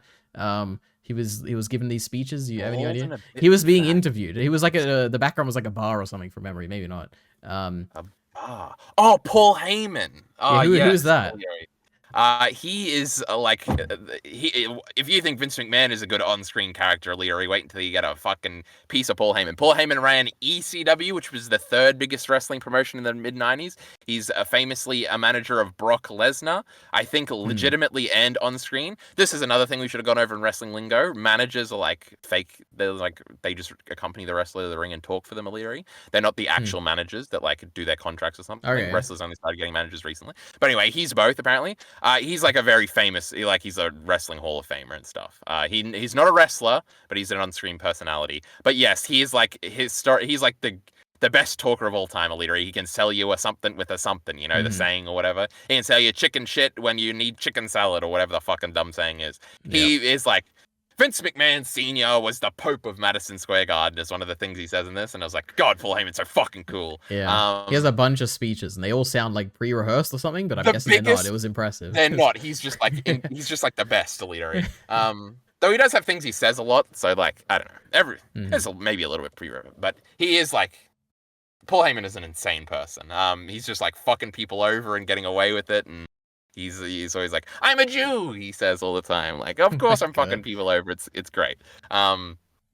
The biggest twist in this whole documentary, ELITEARI, that you did not register or care about in the least bit at all has to do with Paul Heyman, where in like episode 5, they're talking about Sable, who you probably don't remember. I remember who's the now Brock name. Lesnar's Yeah. wife. She like sued the company for sexual harassment, then came back, and then like there's like this scene of Stephanie yelling at Vince saying this is like a scene like on the actual show where she's like, this lady sued us for sexual harassment, and now she's I back, remember and like that. Sable's Yep. sitting on the desk, and she's like twirling her hair, and her tits are out, and just like, oh my god, Sable's the hottest girl of all time. I'm just like, I wish I was 7 again. My goodness. And the it's revealed that like for the whole time Vince has been doing his interview for the documentary, Paul Heyman has been off screen watching, because at some point he like pipes up and is like, he like implies that, oh, and you were sleeping with Sable, right? And then Vince McMahon is like, haha, we can't get into that. You're gonna get me in trouble, brother. And it's like, oh my god, Paul Heyman was like sitting there the whole time. This is like the coolest thing of all, like, because Paul Heyman wants to be there to hear it, and he's like fact checking Vince, and that Vince would even let him in the room, and it's like an insight into how close they are because they've had a million falling outs over the years. Wait, you're saying this was the biggest moment of all in time. the documentary he's like in the room when Vince is being asked? Yes, he's like off screen next to the guy behind the camera, because at one point he like pipes up and like corrects Vince on something, and Vince is like, shut up, Paul. You That's know? cool. And it's just like the fact that it's Paul Heyman of all people, and because the Sable, that woman, married Brock Lesnar, who Paul Heyman is extremely close to, and like him and like it's like a sort of crazy thing, and then Vince is like sharing his new girlfriend that he's sex trafficking with Brock Lesnar, so it's like a weird little like, what is this like sex triangle thing we've got going on here?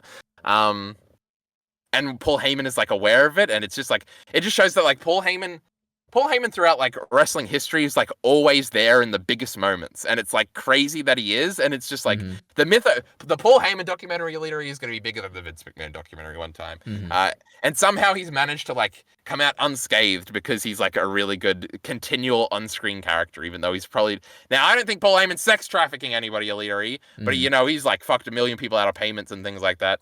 Paul Heyman's the best ELITEARI, we love him. But yes, that was Paul Heyman. And he's got some hair on the back, ELITEARI. Okay, true, he's not bald. All right, sorry. Okay. Next up then, it was crazy, Kyle. What a plot twist when Vince bought the WCW. I was like, I can't believe this. He This won. is crazy. Can you believe it? What an ultimate victory. And then they announced it on the show with a simulcast, and that's like a very big moment in wrestling. That was very cool. Things on different networks crossed over, and Shane was on the other one, and he had bought it. Oh my god, Shane McMahon, the son of Vince McMahon, what a character. Yeah, that's my next note, Kyle. I said, my goodness. Oh my gosh, Shane McMahon coming back and doing his music entrance was so cool. I guess they built it up well in the documentary. Yeah, I was like, oh, this is awesome. Oh my god, he's like back. Yeah. The Shane story is maybe the most interesting story that they kind of covered, but they kind of framed it to have a happy ending in the end, where it kind of doesn't like hugged his dad. Have a happy ending. Yeah, it was like he made him proud, but it's like he's still not taken over. I guess it's not fucked over. Yeah, he's not taken over. Like he's still like only an on-screen personality. Like Stephanie is the girl in charge, except she's not anymore. Her husband Triple H is kind of in the creative end, and it's owned by, because they sold and stuff like that, by a guy named Nick Khan. Kind of, he like runs things, he doesn't own it. Anyway, okay, you don't care about this, Leary, but just for the wrestling fans that are going to correct me real quick, I know what I'm talking about. You don't know, you're a fucking moron. But true, the Shane stuff is like, Shane is like gone again and might be showing up on like the rival wrestling company, so there's like more to this. Shane is all, like the narrative around Shane is like that Shane's like the good McMahon, and that Stephanie's like evil like a father, and like Triple H like snuck his way in and married the daughter just so he could take over the company, and they all pushed poor Shane McMahon out. And you know, Shane McMahon had the bright idea to buy the UFC like 10 years before it was super popular, and that would have been genius. So Shane's really the smart one. Like there's a whole mythos around this, and like Shane is like the son that's like thrown out, and then he was off WWE TV, so I think he leaves in early 2009 till 2016, which that's only like 7 years, but at the time it was like, man, we haven't seen Shane in forever, he's never coming back. He owns a pay-per-view company in China or something, and he was doing good, so that was further fueled the flames of like Shane was successful on his own too, you know. He should be running things. That's why the WWE sucks right now, is because Shane's not there. Like there was a million things that like fed into that. The Shane story is very interesting, but yeah, they kind of frame it like, and like Vince never got a hug from his dad, and you know, he never hugged his son until he did after that match, and isn't that just a fairy tale ending? And he brought his children on stage, and they were running around. He did. All the kids, they did the little Shane dance at WrestleMania 32. It's pretty cool. I feel like that had to be controversial, right? Because that's like, I mean, it's cool, but it's also like Look at kids in WWE. This isn't No, right. they do that all the time. They do. All right. Wrestler kids come into the ring after they win and celebrate and stuff. Yeah. It's a bit silly. I guess the documentaries give me a false impression, of WWE.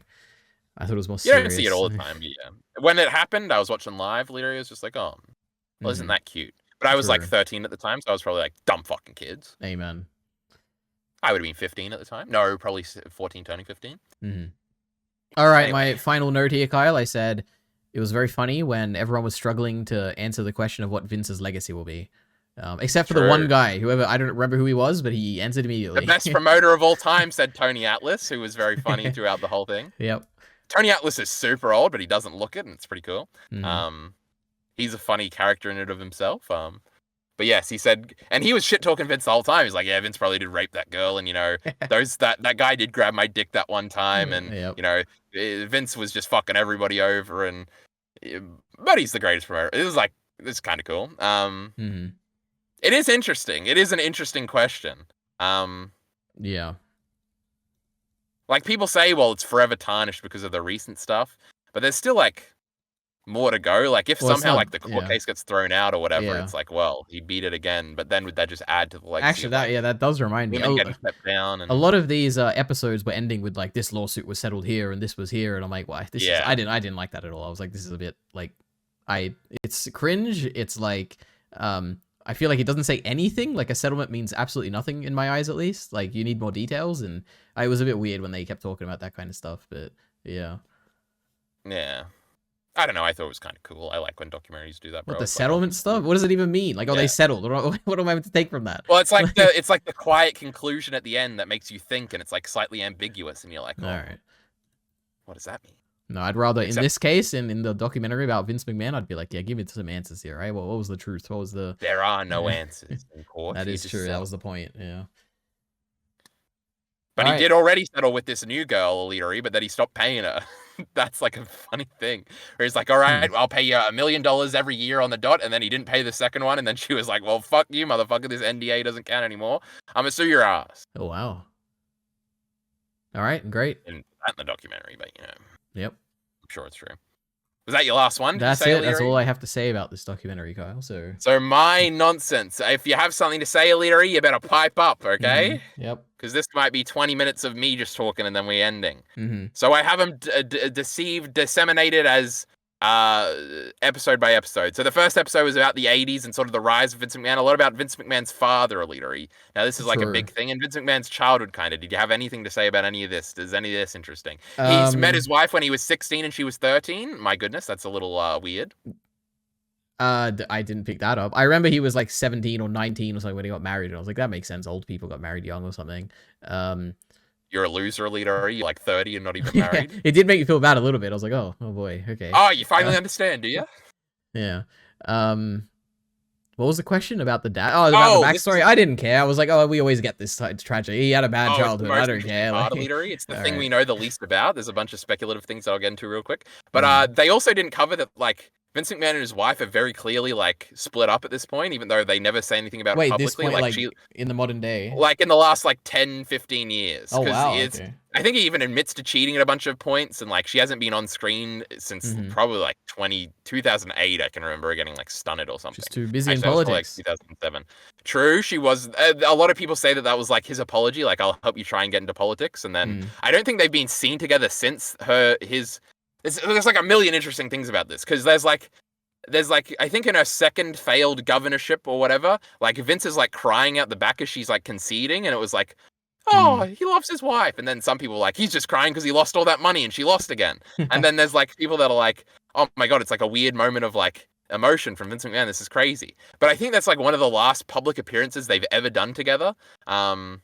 And like they live in different states now, and like Vince doesn't live at their house or something. He has like the condo, and that's how he met the girl that's suing him now, because he like owned part of the building and she couldn't pay rent or something, and that's like an added little like that's kind of fucked up part of all that.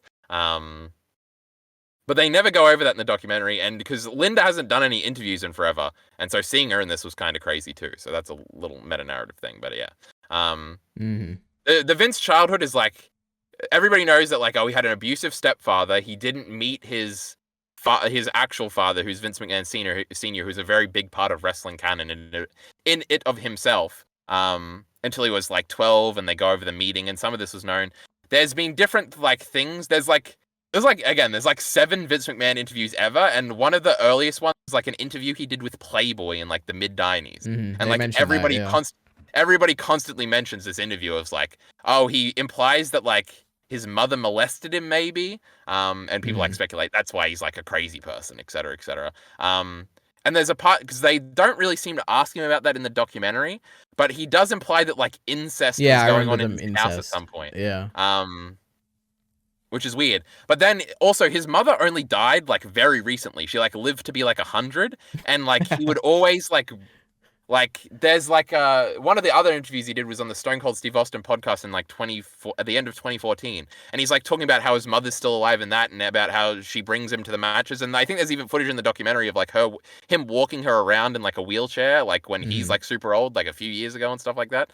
So it's like a very like weird, interesting relationship we don't really know much about. And like they lived in a trailer park, and like Vince famously hates like Southern American things. Like he would always like get mad if people had like Southern accents and tell him to change it or something. And people speculate that that's from like his trailer park days in North Carolina, and this stepfather, etc., etc. And like he kind of grew up poor, and then he's not like the rich guy the whole time or something. Is Vince? There's a bunch of interesting like. Is Vince like a big Trump supporter these days? Any idea? I don't know if he's like, I don't think there's a picture with him with the hat on, but I'm pretty sure when he first got elected in 2016, he did congratulate him in a tweet, but I feel like he had done that to Obama, and also he doesn't run his own Twitter.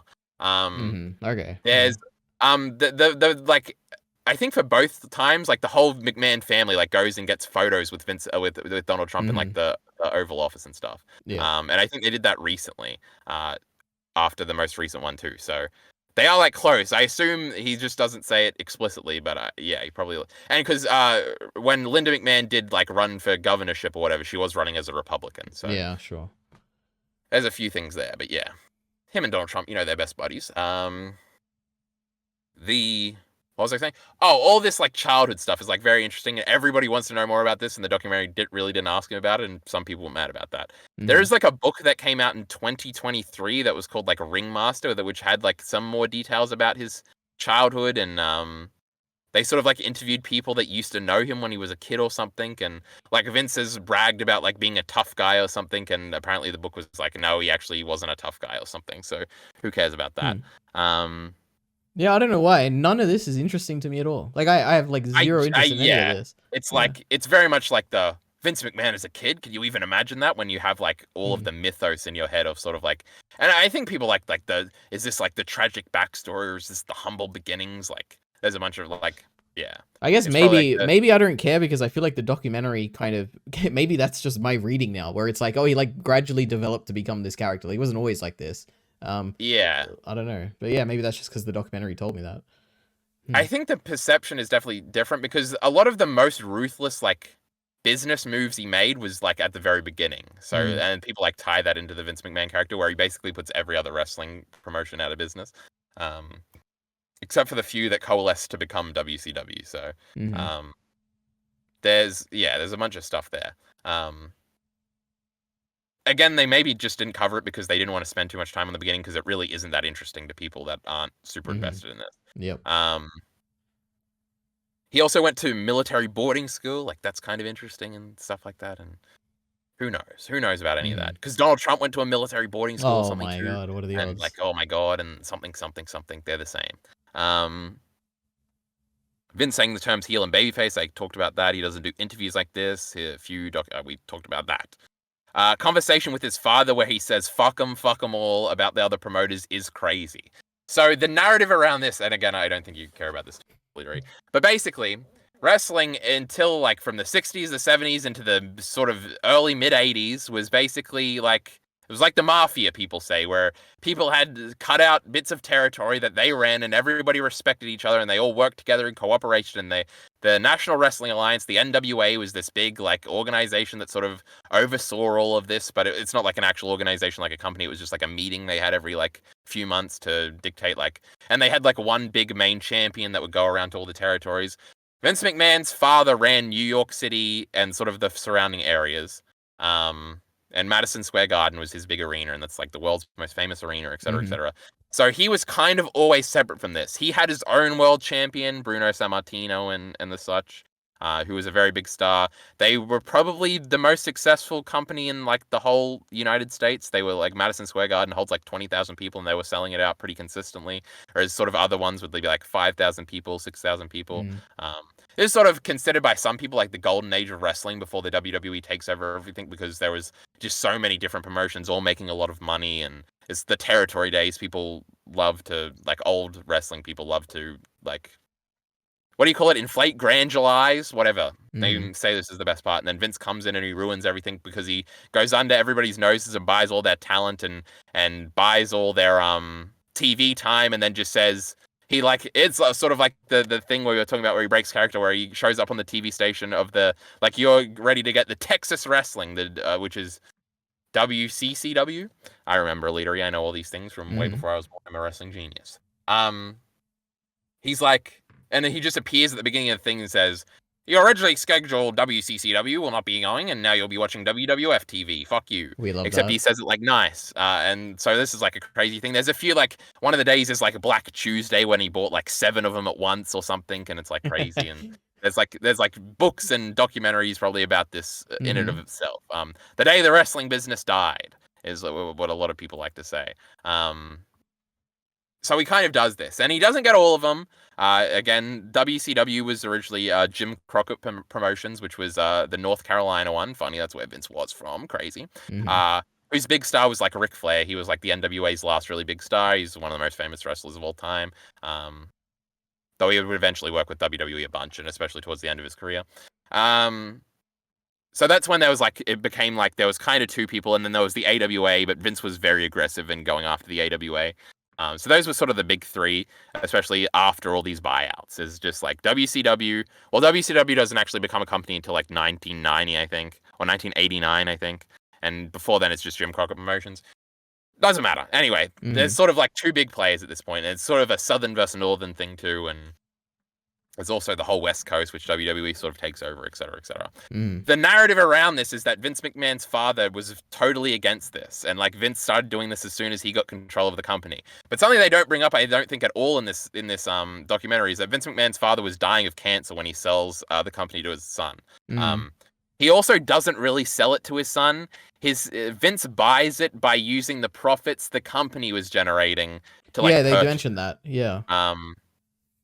It's like a whole, so it's sort of like the narrative of Vince. I fucking walked in there and I bought it from him and I said, "Pops, I'll take over now." And it's sort Mhm. of like a pull yourself up by the bootstraps type thing. And I think a lot of people think like this was like Vince's first year in wrestling when he had been working under his dad, and he even, like, his dad gave him a little like promotion to run, I think in like Maine or something. Mhm. Before that, like, Vince had been in wrestling for like 10 years up until this point. So a lot of the narrative is like he showed up, he took everything over in like a year, and he was the WWE was born, and that's all anybody knows about wrestling anymore. All of these are kind of not true. Um, Mhm. so the narrative has always been like Vince McMahon Sr. was like a good man. He wouldn't have like cannibalized all these wrestling companies. He believed in the territory system. He benefited from it too, et cetera, et cetera. Like, but Mhm. Vince saying in this that his father at some point when he was like dying or whatever, and after Vince had done it, after like arguing with Vince not to do it, and that these people were his friends, for him to be like, he told me like, fuck them. These people aren't actually my friends. Fuck them all. That's like a crazy thing to say. Aegon Like, should be I feel like, king. oh, wait, what did you say? It's just the House of the Dragon reference. Aegon should be king. Now, I was Yeah. thinking of some sort of House of the Dragon thing. I couldn't place it. So what are we talking about here? When spoilers, I guess. Viserys in his dying breath telling Alicent to make Oh, Aegon king. You know. My goodness. that's funny. Yeah. I feel like it's an original Game of Thrones thing where somebody literally just says fuck them all" or something. Or maybe it's in Black Sails. I don't know. It's something cool like that. Never mind. I literally got soy chills when I was watching the documentary and you said this. I was like, this is the craziest piece of information of all time. Like this. Mhm. Now it could just be Vince bullshitting and saying like, yeah, my father was in on it too. My father Yeah. did love me. He didn't hate me when he was dying. But I'm choosing to believe it, Illyri. It's like so cool. Mhm. And he probably wasn't that big of friends. They were kind of his competition. Like, there's a million stories about these guys actually kind of like sort of fucking each other over, et cetera, et cetera. But that is crazy, Illyri. That part is crazy. I don't know. Mhm. But, Illyri, tell me about the territories. Okay, I don't know anything. Yeah, Yeah, it was wrestling. that was a joke, Eliteari. It wasn't like some of the other times where I actually throw it to you. Mm. Another Vinceism. This is the last note I have in the first episode. Also, my laptop's gone flat, so might have to speed these things up. Vince McMahon, a famous quote that there's like a bunch of Vince McMahon isms that have become part of his mythos that other people have talked about in interviews.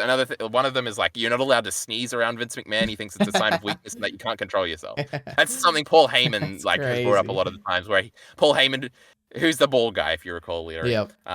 He's like really eccentric, so he would talk about how he would sneeze intentionally around him just to piss him off and try and get fired and stuff because he's been fired 17 times and Vince always brings it back. It's a funny little thing. Another one of these things is that Vince McMahon always says there's no such thing as bad publicity. That's like a big Vinceism. Perception is reality is another Vinceism. Best for business is another Vinceism. But in this documentary at the end, he admits that there is such a thing as bad publicity, which is like a big whoa, this is like a Vince Cannon moment. That's just a little thing, Illyri. I'm not expecting you to have some insight on that one either. That's episode 1, Illyri. Well done. Episode 2. One of the notes I have in here is I had not seen a lot of this mainstream 80s Vince footage of him singing or Hogan and on all these shows, etc. The power of Netflix mainstream eye to be able to. It's like crazy. I've never seen any of this stuff. I didn't know about a lot of this stuff, but like people just say this, like, oh yeah, they were on a bunch of talk shows and stuff in the 80s, and this is just things people talk about in like podcasts and shit. So to actually see a lot of this footage and Vince being a part of it, even though he's not like an on-screen person at this point, it's kind of crazy. And yeah, a lot of the footage looks good in all these talk shows and stuff. There's also the part where Hogan like chokes the dude and then he splits his head open on the ground. I'd seen that before. Yeah, I'd seen that on Reddit. I'd never seen that in my life. So that's crazy. Yeah, it was crazy. Oh my god. And that guy like tries to sue him, and this is when the incident of like Hogan's like, this journalist guy, brother, he's like trying to ask me if wrestling was fake, brother. And then Dr. Schultz goes out and slaps him and says, "Is that fake, motherfucker?" Yep.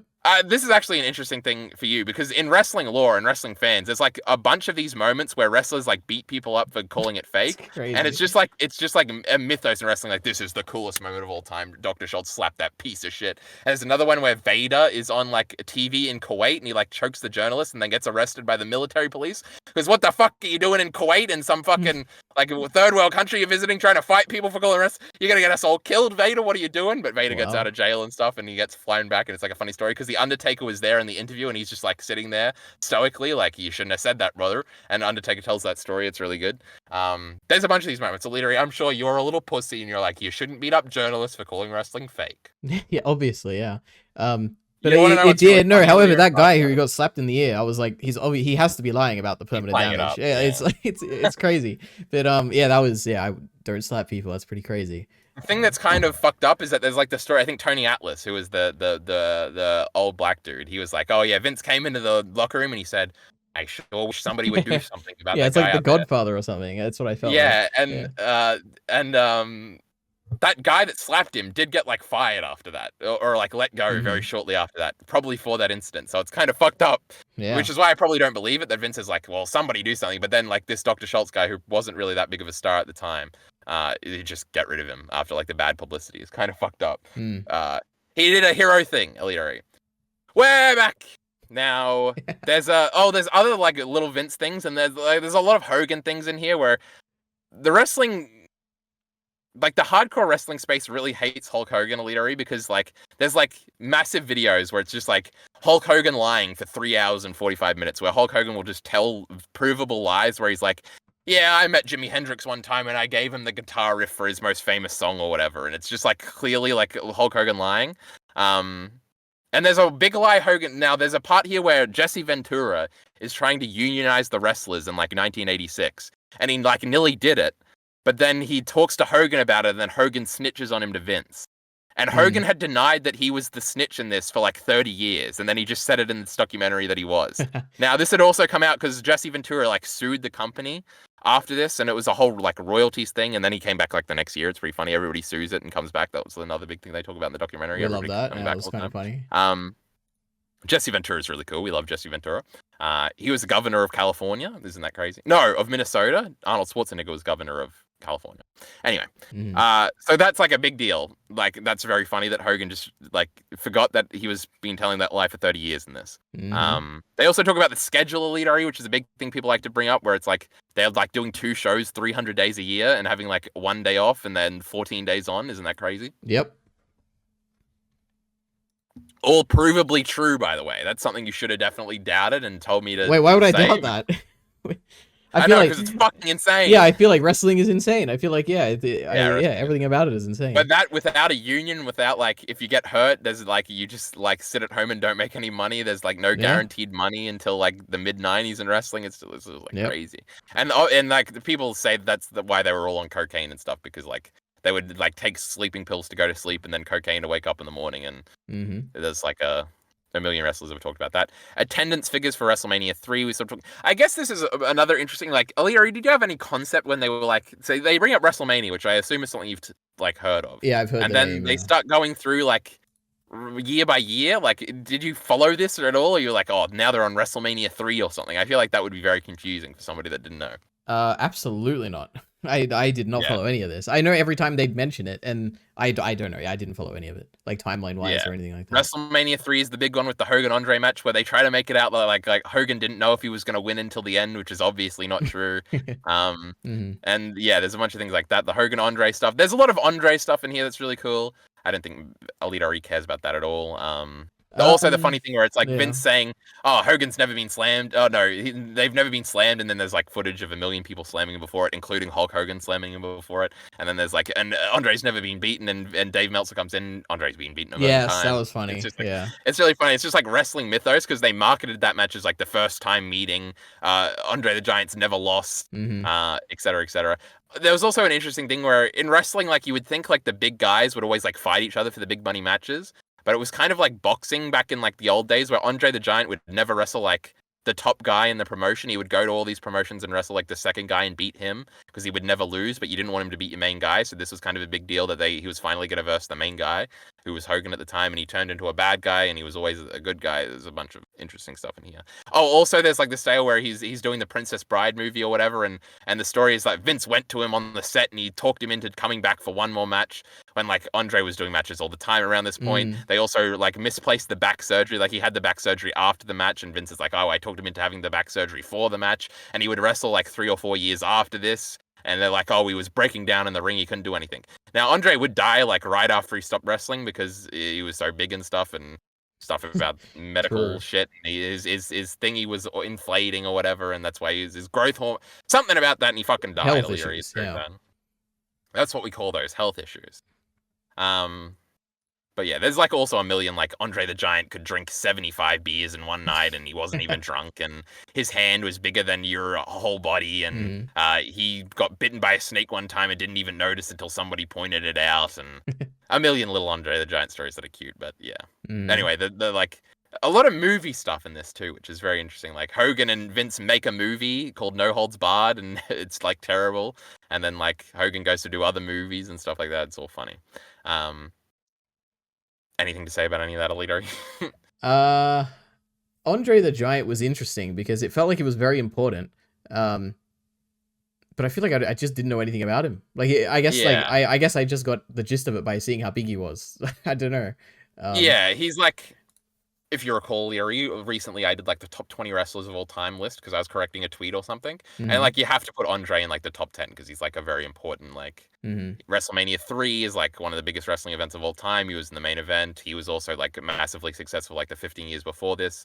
He's like one of the biggest mainstream stars in wrestling at the time. He was doing TV shows, and he was like this big attraction. He's like the big dude. So yeah, he's like an important guy, but they didn't focus on him too much. It was just sort of this is very Hogan focused. It kind of shows that like the people who are making this are probably like, they were probably kids when this stuff was happening, because Hogan gets a ton of focus compared to somebody like Steve Austin or even The Rock, who are probably equally, if not more important. And there's like, they're all in like the Attitude Era episode, and then they move on. And the same with John Cena is not like, there's not like there's 2 episodes about Hulk Hogan. There's like half an episode about all those guys. And there's sort of like Hogan's heir apparents after this.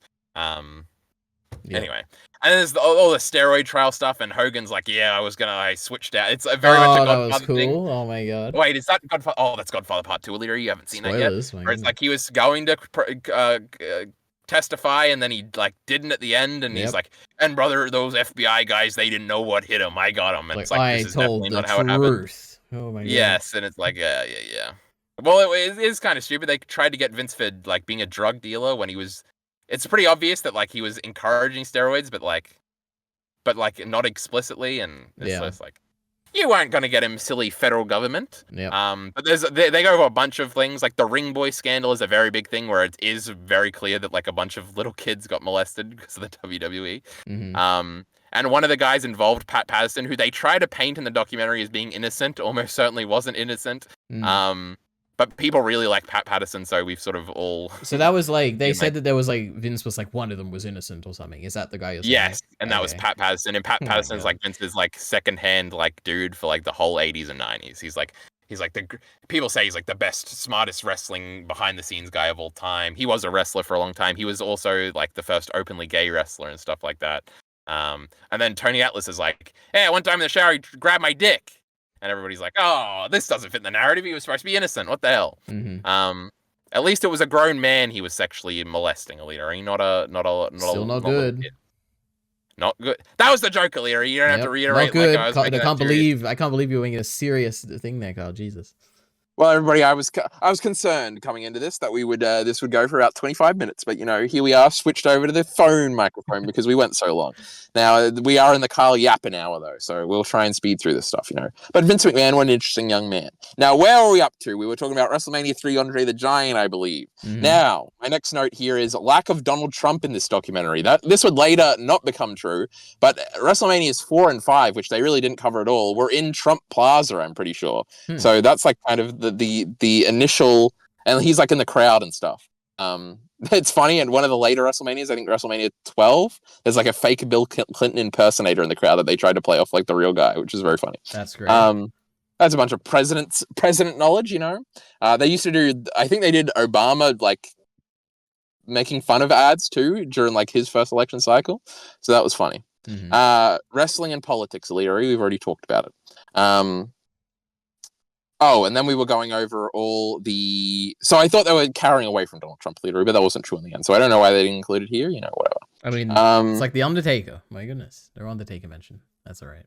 Well, he's not here yet, Leary. He debuts in 1990, I think. And we're still in 86 or something.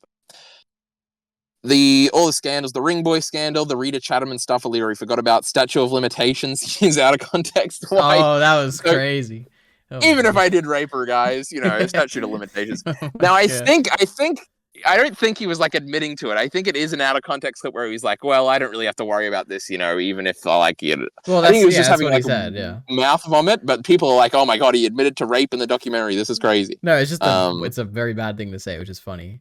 Yes. Yeah. I had never seen her on like those shows and stuff either, which was crazy. I don't think I'd ever seen her. But they had a bunch of footage of her, which is really interesting because it's something you see all the time. It was funny that Bret Hart, who is clearly very like bitter against Vince McMahon, even though they made up and stuff, every time something bad comes out about Vince, Bret Hart is like because a lot of the other wrestlers are like, "Oh yes, it's very complicated, my feelings of Vince McMahon. He did so much for my life, but all this bad stuff has come out. So my goodness, what am I going to say?" Bret Hart's always like, fucking rapist, loser." Which is funny, and him in this documentary just saying like, "Yeah, I totally believe Rita Chatterman." At the time, like I said that she was probably faking it, but now I see her at conventions sometimes, and I'm like, man, I'm so sorry. Vince probably did rape you, and that's like, it's just like a little Bret Hart like lore update. It's very funny. But he punched Vince. He should leave it all in the past now. My goodness, doesn't make sense. He came back and did a match with Vince like 10 years later, Elite. So that's all water under the bridge. You think he didn't come back to the great WWE? They also killed his brother, except he admitted that he probably thought they didn't kill his brother. So yeah. They killed him to get back at me. He said that. It's not funny, Elite. Yeah, it's big funny. Ego.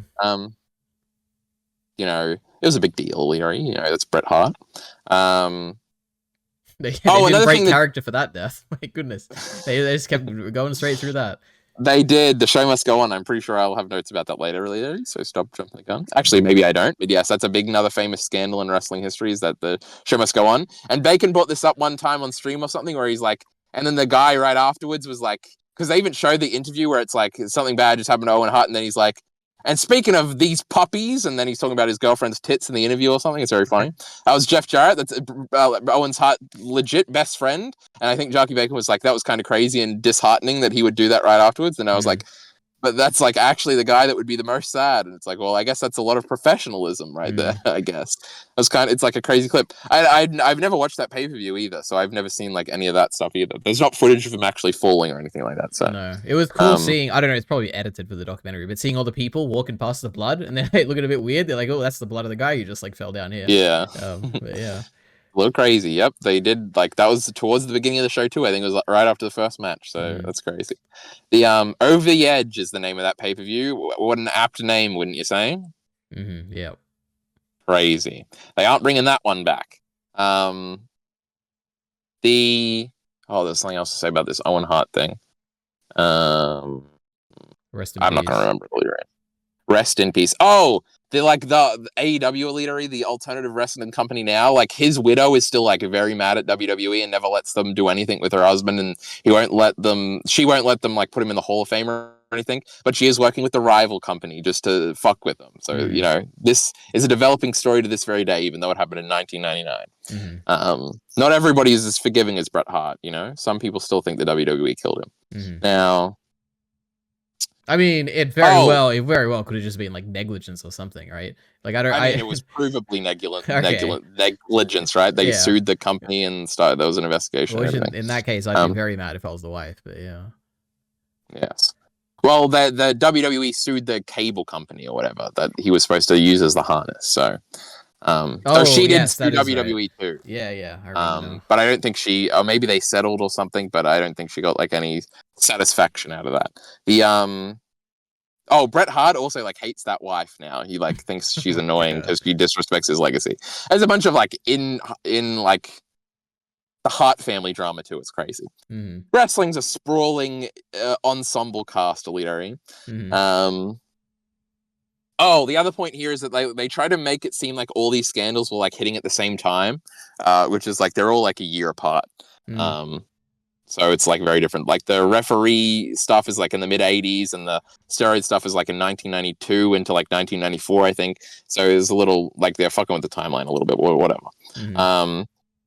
WCW introduction. They only do this at like the end of episode 2, which is a little funny. I say it's a little shoddy here, Eliteari. My goodness, number 2 promotion in the world, they say. Which at some points they were probably like the number 1 promotion in the world around this time, but like the narrative they try to do is like, oh, WWE is winning, then WCW comes in and they're winning for a little bit, then WWE gets it back. When it's more choppy than that. What was also because Vince had a whole thing where he was basically targeting the guy who was a billionaire who was like funding it or whatever. Yes. But at what point did Vince become a billionaire? Like, is this like really recently or is this like ages ago? Well, WWE went public in the end of 1999 or 2000 or something. And I think that's when they made like a shit ton of money. Though I think until like, because CM Punk has a line in a wrestling promo one time, Eliteari, in 2011, where he says, Vince McMahon is a millionaire who should be a billionaire. And then he says, he's not a billionaire because he doesn't listen to me. It's like a character thing. So I guess he wasn't a billionaire then. So I guess maybe more recently when he started getting like these big, like WWE's TV deals now are like bigger than ever. And they're getting like $1 billion a year or something like literally insane like that. And they just did a Netflix deal so that now they're going to be on Netflix for like $2 billion or something. So I don't know if it was like in these most recent things, but now that he has cashed out like his stock and stuff, he's definitely like literally has billions of dollars at his disposal, like very recently. But I think the narrative at the time was like, oh, he's a billionaire or something. But I don't think that was true. But it is funny with the framing thing where this is like another Vince perception thing where Ted Turner has like never mentioned Vince McMahon once. And like he's clearly like his guy on the other side that's his equivalent is Eric Bischoff. But he always framed it as him versus billionaire Ted. So he could be like the underdog, which is like something that Eric Bischoff brings up in the documentary where he's like, it was actually me, you know, I was doing the shit. And like Vince this was like when they got into the like Vince wouldn't sell for you thing. But yeah, this is all funny. The Eric Bischoff taking over WCW thing is like a whole other story that they don't go into. It doesn't really fit, I guess. And then Eric Bischoff's like narrative around WCW of like it was just WWE but worse, and then I came in and I gave it something special, and the Netflix documentary.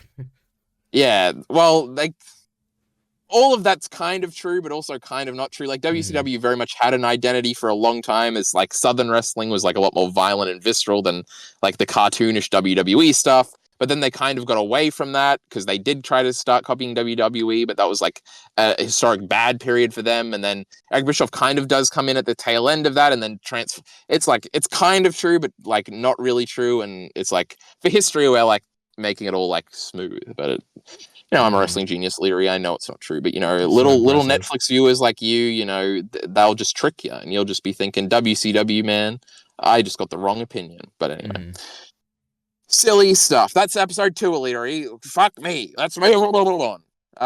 They start with this is the screwjob one, so we probably talked over all of this. Funny stuff with the Wendy Richter screwjob, where they had the girl screwjob at the beginning. Hogan fucks the feds. Okay, wait, let's take a moment here. Can you explain? Okay. I don't remember the details, but I remember being like, I don't really see why she was so angry. So I don't. What was the issue with her screwjob? Well, the part of it is that wrestlers really care about being champion and they don't want to lose. So that's part of it. Okay. Even though like the championship is fake, like in the eyes of the audience, you're kind of that, and you can kind of demand more money. But the story is that she, like, the girls obviously aren't getting paid very much, and she like is like, oh, I just did this Wendy Richter thing for WrestleMania 1, so I'm like an important star now. And so she was like demanding Vince like give her more money, and she was like, oh, I won't do the match unless you get me more money. And then I think Vince agrees to give her more money, but he's actually secretly conspiring with the fabulous Moolah, who is the girl that pins her in this match, to fuck her over and then fire her after she loses the belt. Okay. And that's basically what happens. So she's like mad because she's got the belt, and then she got fired right afterwards. But she was trying to hold the great Vince McMahon up. What was he supposed to do at Leary? He's the babyface. But yeah, then they try to tie that into Montreal, which is a very different story. But it was kind of a cute framing device. And also, I had never seen footage of that screw job either. So. They kind because again, this kind of turns into a WWE documentary. So we went through the Hogan era, which is sort of the golden age, people say, which is like 1985 to 1992. Then Hogan leaves and does movies, and then he eventually joins WCW. And then they have like from 1993 to like 1997, they have like what they call the new generation, which is like Shawn Michaels and Bret Hart and Diesel. And this is when the Undertaker really comes up, et cetera, et cetera. And I even have written down here, this is the first appearance of the Undertaker here is crazy. And there's Lex slander because they talk shit on Lex Luger a lot, but that's not entirely true, but who cares?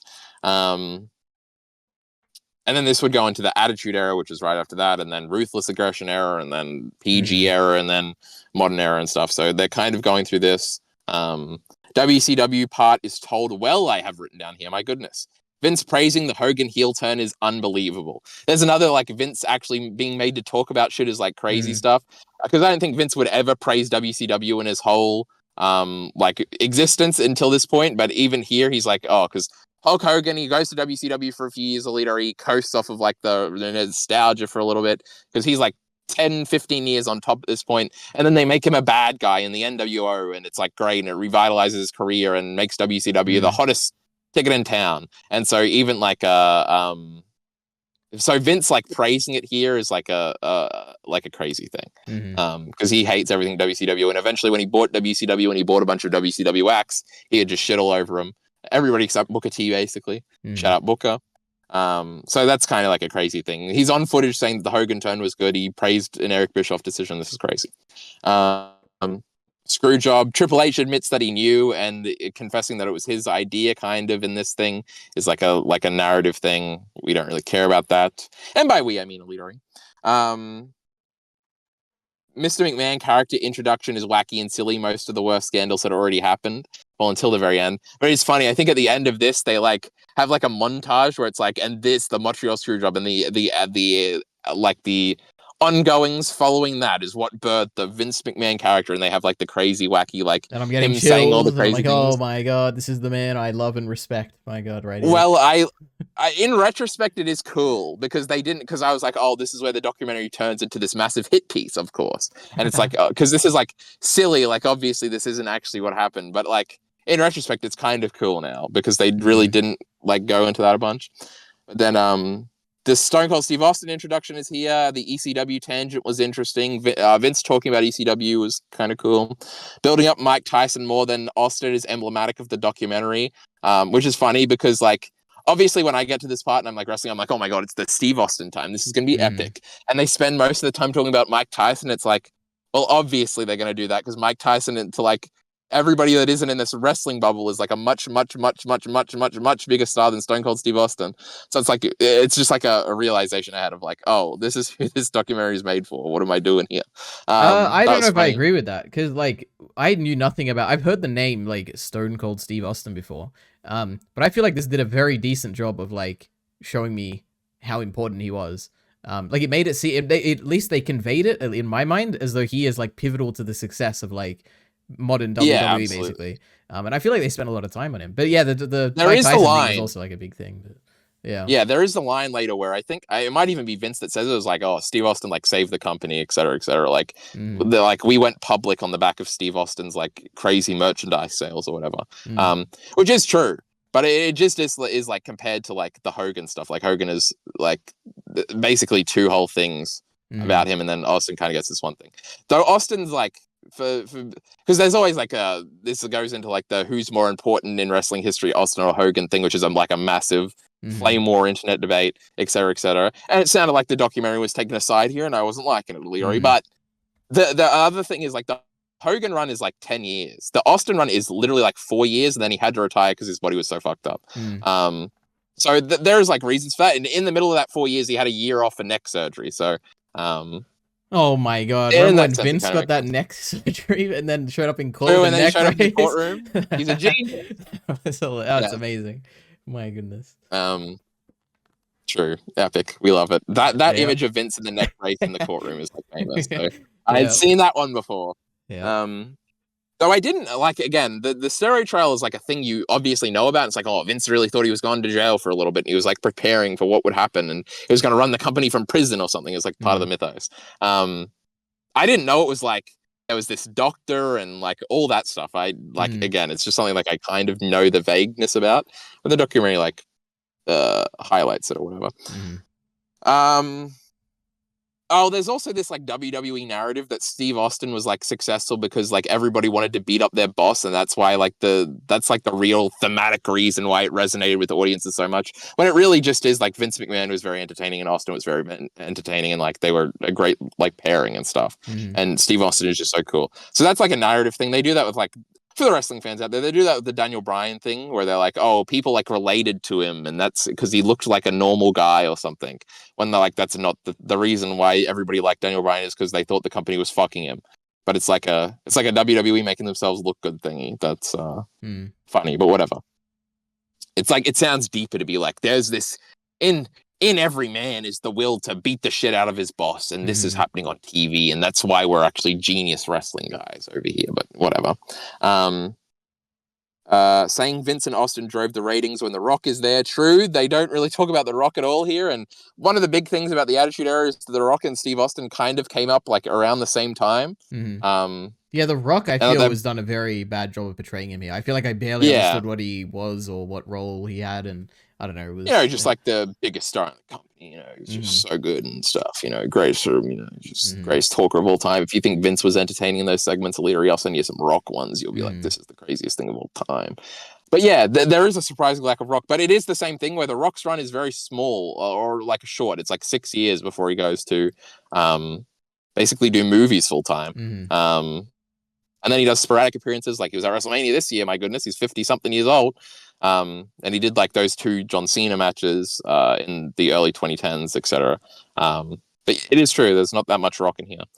Netflix is getting basic things wrong with the company. Oh, this is actually a funny note because I was kind of wrong with this, because they have, when Paul Heyman shows up, they say ECW boss from 1995 to 2002, which is technically wrong because ECW goes out of business in early 2001. But the rights are sold at the end of 2002.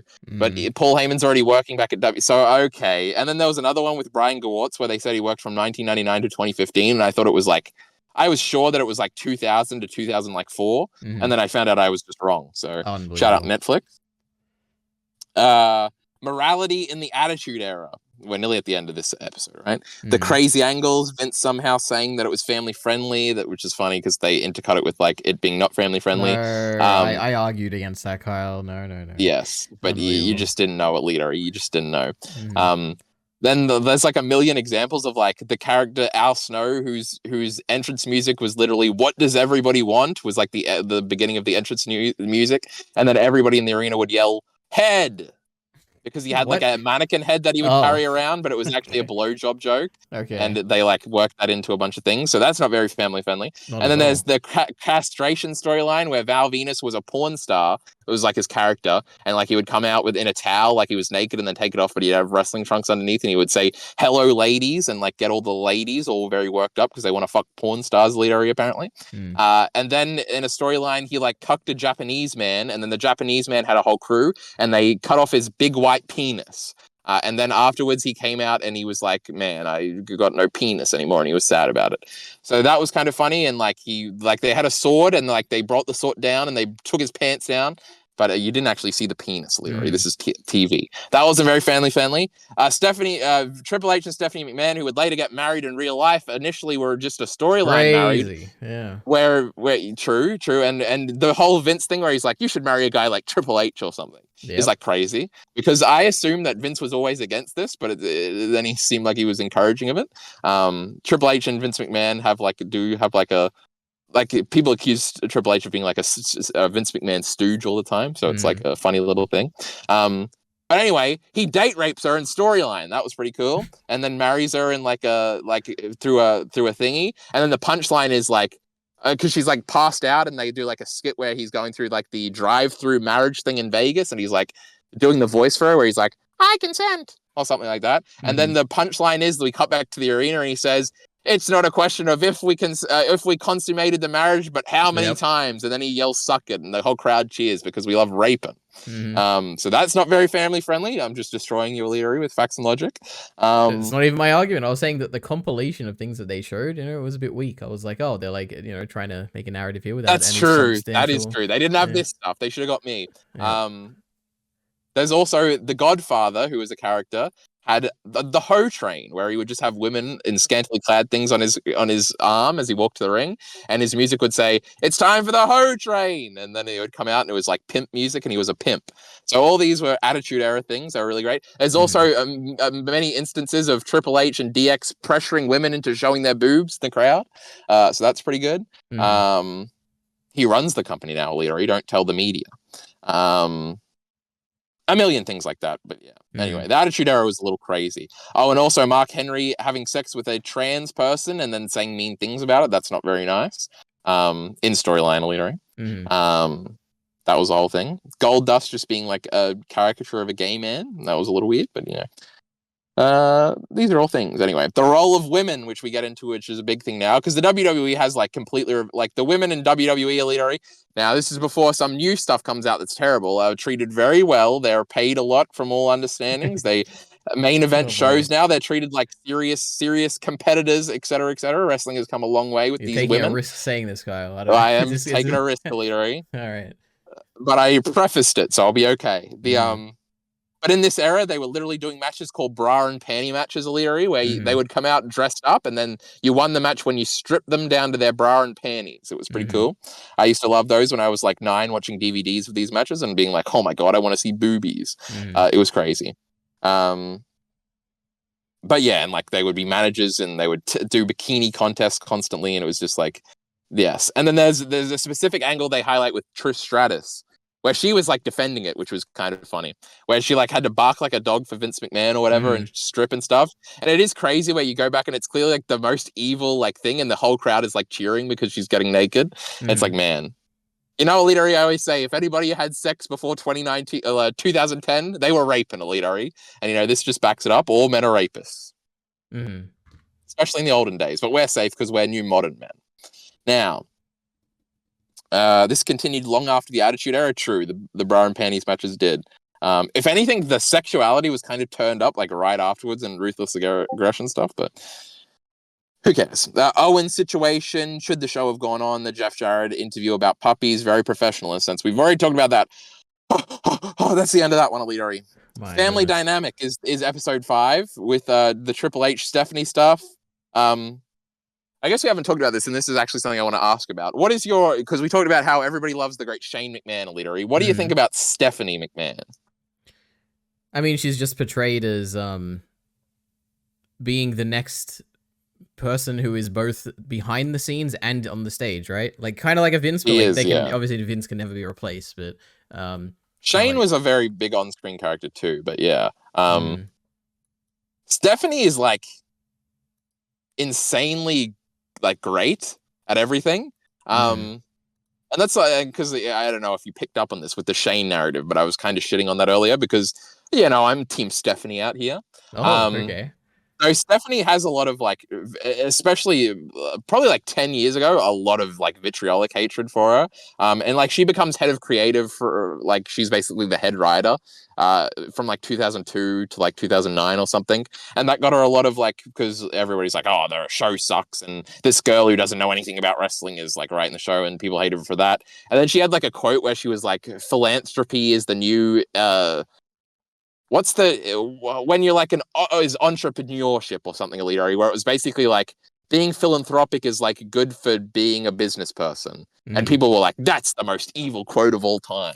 Mm-hmm. Where it's like, oh, whatever, but it's just like out of context nonsense or whatever. So you're a defender. You defend this woman. A Yeah. big defender, though I did hate her at the time with all the people, ELITEARI. Mm. She's just like so confident and stuff, and it's like, how did she become like? She feels like the feminist final boss in a sense. Like this wrestling business that's run by Vince McMahon is then like the heir apparent is his daughter, who is like Mm. commanding and has a presence about her, and is like she even was like super sexualized for a period of time, but she's like overcome that and is like Mm. taken completely seriously in all aspects by everybody, and is like a threat. And it's like, oh my goodness. And she's so confident when she speaks ELITEARI. It's like, my Mm-hmm. goodness, I'm in love ELITEARI is what I'm trying to say. All But right. Stephanie is like great, and like I feel like she's like the perfect spokesman. Now she recently, so remember the narrative I was telling you about how she like probably convinced Vince to leave initially when the Mm. first bit of the allegation, and then so when Vince comes back the first time, she quits outright, and she was like the COO or something, and Mm. like she had been like the public face of the company for a long time because Vince was a little old, and she hasn't actually been back because her husband is like basically running the front-facing part of the company. He's not really running the business part of the company. He's head of creative, Triple H, right? Mm. So he like kept his job and stayed on through all of it, but she hasn't. So there's a lot of interesting like where are all the McMahons at the moment type thing. Like Shane is maybe working with the other company because he's mad about something. Mm. And there was more Shane drama more recently where he came back for an appearance, but he pissed off a bunch of wrestlers and they were grumpy at him or something. And so Stephanie is still left, and like, does she like hate her father now? And obviously she's like this powerful like feminist icon. How does she feel about her father sex trafficking people? And I don't know if it's in this documentary or it's just a clip I'm confusing where somebody like, I might even be on like a Howard Stern thing, where she's like asked about like, oh, how do you feel that your like father like famously cheats on your mother all the time? And she like is like, I'm not a very big fan of that, etc. So I don't know if there's like residual Mm. hatred. It's like, it's interesting, ELITEARI, but Mm. Stephanie is, she just gives off such an impression. You should have been wowed by her. But anyway, Shane is to a point too. It is true. They are both like, I don't know. I guess you would expect like the sons, like, I don't know. This is kind of like a TV trope, but like the guy that made it all and he's the biggest guy, and like the kids are like fuck ups and they're like desperately trying to get his approval and stuff like that. And they kind of try to frame Shane as that in this part of the documentary, but it's like he's not like pathetic or anything. He's always like cool and stuff like that. And it's just kind of Mm. like a happy ending. I don't know. The fact that both of the kids like cool and strong and stuff is like cool and strong and cool and stuff. Anyway, Mm. that's my Stephanie rant. The people might come for me in the comments, ELITEARI. Nobody's listening this far in, but for being a Stephanie fan. Mm. The Trish also comes off so well when she was like justifying the dog stuff. That was kind of funny. Yep. She was like, oh, it was just a character thing. And because people have, this is like a thing that resurfaced like in like 2015. It was actually in like a big YouTube video. And that I assume after that, she was like asked about it a lot. And she sort of has this answer for it where she's like, I don't know. It's kind of like, it does kind of try to undermine her legacy, because her legacy ends up being, she becomes like a very like good women's wrestler in an era where there wasn't a lot of good actual wrestlers. So she is like considered like one of like the all-time great women's wrestlers in WWE. Mm. So this kind of like, it is kind of like we want to like victimize her instead of remembering that. So I assume that's why she's kind of defensive about this stuff. But anyway, Mm. Trish is interesting too. Everybody is getting me to. Oh, I already made that joke, idiot. I wonder what it feels like to be. Oh, yes. We already talked about that. The Sable stuff is wild. The biggest plot twist in the whole documentary is that Paul Heyman was off screen the whole time. Yep. True, we already talked about that. Joke about Vince not remembering Sable suing them. Oh, that's true. Vince is asked, Oh, Sable yes. sued you guys, right? And he's like, oh, I don't Like, remember did that. she? Yeah. And this plays into memes of like, oh, he's actually just scared Brock Lesnar's going to beat him up because like it's just, Sable's like Brock Lesnar's wife or whatever. Sable being married to Brock Lesnar and the involvement with Joe. Oh, we talked about that. Sable is so hot. We talked about that. Oh, and this is where they do a bunch of like, oh yeah, WCW, and then we finish this storyline very quick, and they like point out that WCW had a Viagra on a pole match one time, which is like the famous example of WCW towards the end was just failing ELITEARI, you know, it was just failing. Vince beats the competition. Oh, there's also a bunch of stuff about the XFL ELITEARI where he tried to make a football league to rival the NFL. Yep. And then he tried to bring it back a few years ago, and then The Rock brought it back and bought it from him, and then did bring it back for half a season. Then COVID happened, and everything got fucked up. So that's pretty funny. Oh yeah, Hogan is back. Oh yeah, and then we bring Hogan back into WWE. That's like a very fascinating bit of WWE history, but we'll just go on that. Oh, and then Eric Bischoff, his main rival, then becomes an on-screen talent for him. This is like a kind of a big thing which is interesting about Vince is that he always like he'll like feud and hate and get sued and always bring them back and or bring them in. Like yeah, Eric Bischoff is like the chief example of that. He brings back Bret Hart too. Then we get the John Cena part where he comes in and Shane leaving. Oh, and like 2 minutes into John Cena, he says the name Chris Benoit at some point, and it was like crazy because no one's allowed to say that name, but because this is a Netflix documentary, we are. And Vince even said his name in this, so that was crazy. Yep. Last episode of ELITEARI, Vince. Oh, this is one of the funniest quotes in the whole thing. Vince has 3 computers in his head, and one of them's always thinking about sex. What a quote, ELITEARI. Yep. So this is another like interesting like if this was actually a Vince documentary, we would just talk about this for an hour. It's kind of like the childhood thing where it's like oh, why didn't they ask another question about that? I want to know about that. What does he mean by that? I don't know, it's just the line he has. Who knows? And also, this is like this is like something that people have pointed out, but it's like kind of ominous, where it's like this was filmed around the time all the stuff that he's getting sued for now is happening. So it's very possible he's like thinking about the girl that's suing him now that he like sex trafficked when he's like delivering that line, because like they were like dating and stuff. That was like his main squeeze at the time. So it's like if he's thinking about sexual things, it's probably with her, and that's that's kind of gross. Because the interview is 2022, and that's when the thing he says. I assume you don't know. Did you? The answer is no. You didn't read any of the logs or anything that leaked with the Vince. It's funny. Yeah, I paused it and I read the text messages. Right, is what you're talking about. Yeah, there's a bunch of weird text messages, and in the I read a few of them. In the affidavit, there's like a bunch of other ones, or I don't even know if that's the actual term you use for things, but like the court thingy where there's a bunch more like accusations and stuff of like him unconsensually shitting on her in a rape threesome where him and this guy, oh my god, why am I forgetting his name? People Power, the guy, he was an on-screen character, John Laurinaitis. All right. He like it's like a rape threesome where they shit on her and stuff. It's like literally. So that's like the big thing that you know. Crazy. To be honest, I think the rape is bad enough where I'm like, I don't really care much about the other stuff. It is true. That is like my point in bringing this up, but people only talk about the shitting part where it's like, oh, that's gross. It's like, are you missing the point here? Like, but that is like the thing of like, when that first came out, it was like all the headlines, like all the tweets, like, I mean, it gets Vince attention, McMahon did what? And it's not like, oh, he raped that girl and sex trafficked her. It's like he pooped on her. Yeah. And it's like, oh, he's old. He had to release his bowels. And there's like people making jokes about that, et cetera, et cetera. Anyway, this is where we do the Donald Trump stuff. Vince dying. Chris Benoit is like, I was like, oh my god. But yeah, remember he fake died and then Chris Benoit died. God, that would imagine if that storyline went through, it would have been the coolest thing ever. Oh my god. He had to pretend to be dead for the rest of his life. That'd be so cool. No, he would have come back like 3 weeks later in a twist, and it's been like, you thought you got me, Shane. You were trying to push me out. This is a big drama thing. There's also a part where we talk about the Undertaker's streak, where Vince is just like clearly lying, where he's like, oh, Undertaker didn't actually get concussed. He's just like blocked that out because he was traumatized because I made him lose that time. And then you cut to Undertaker talking about it, and he's like, oh, I didn't really care, and it was a big deal, I guess. But then I got knocked out, and it's like clear you can watch the Mhm. match. And he like lands right on his head, and he looks old, and he's like clearly like dizzy eyed. And like there's even another WWE documentary where Vince is like going to Undertaker after the match because he collapses backstage after his concussion.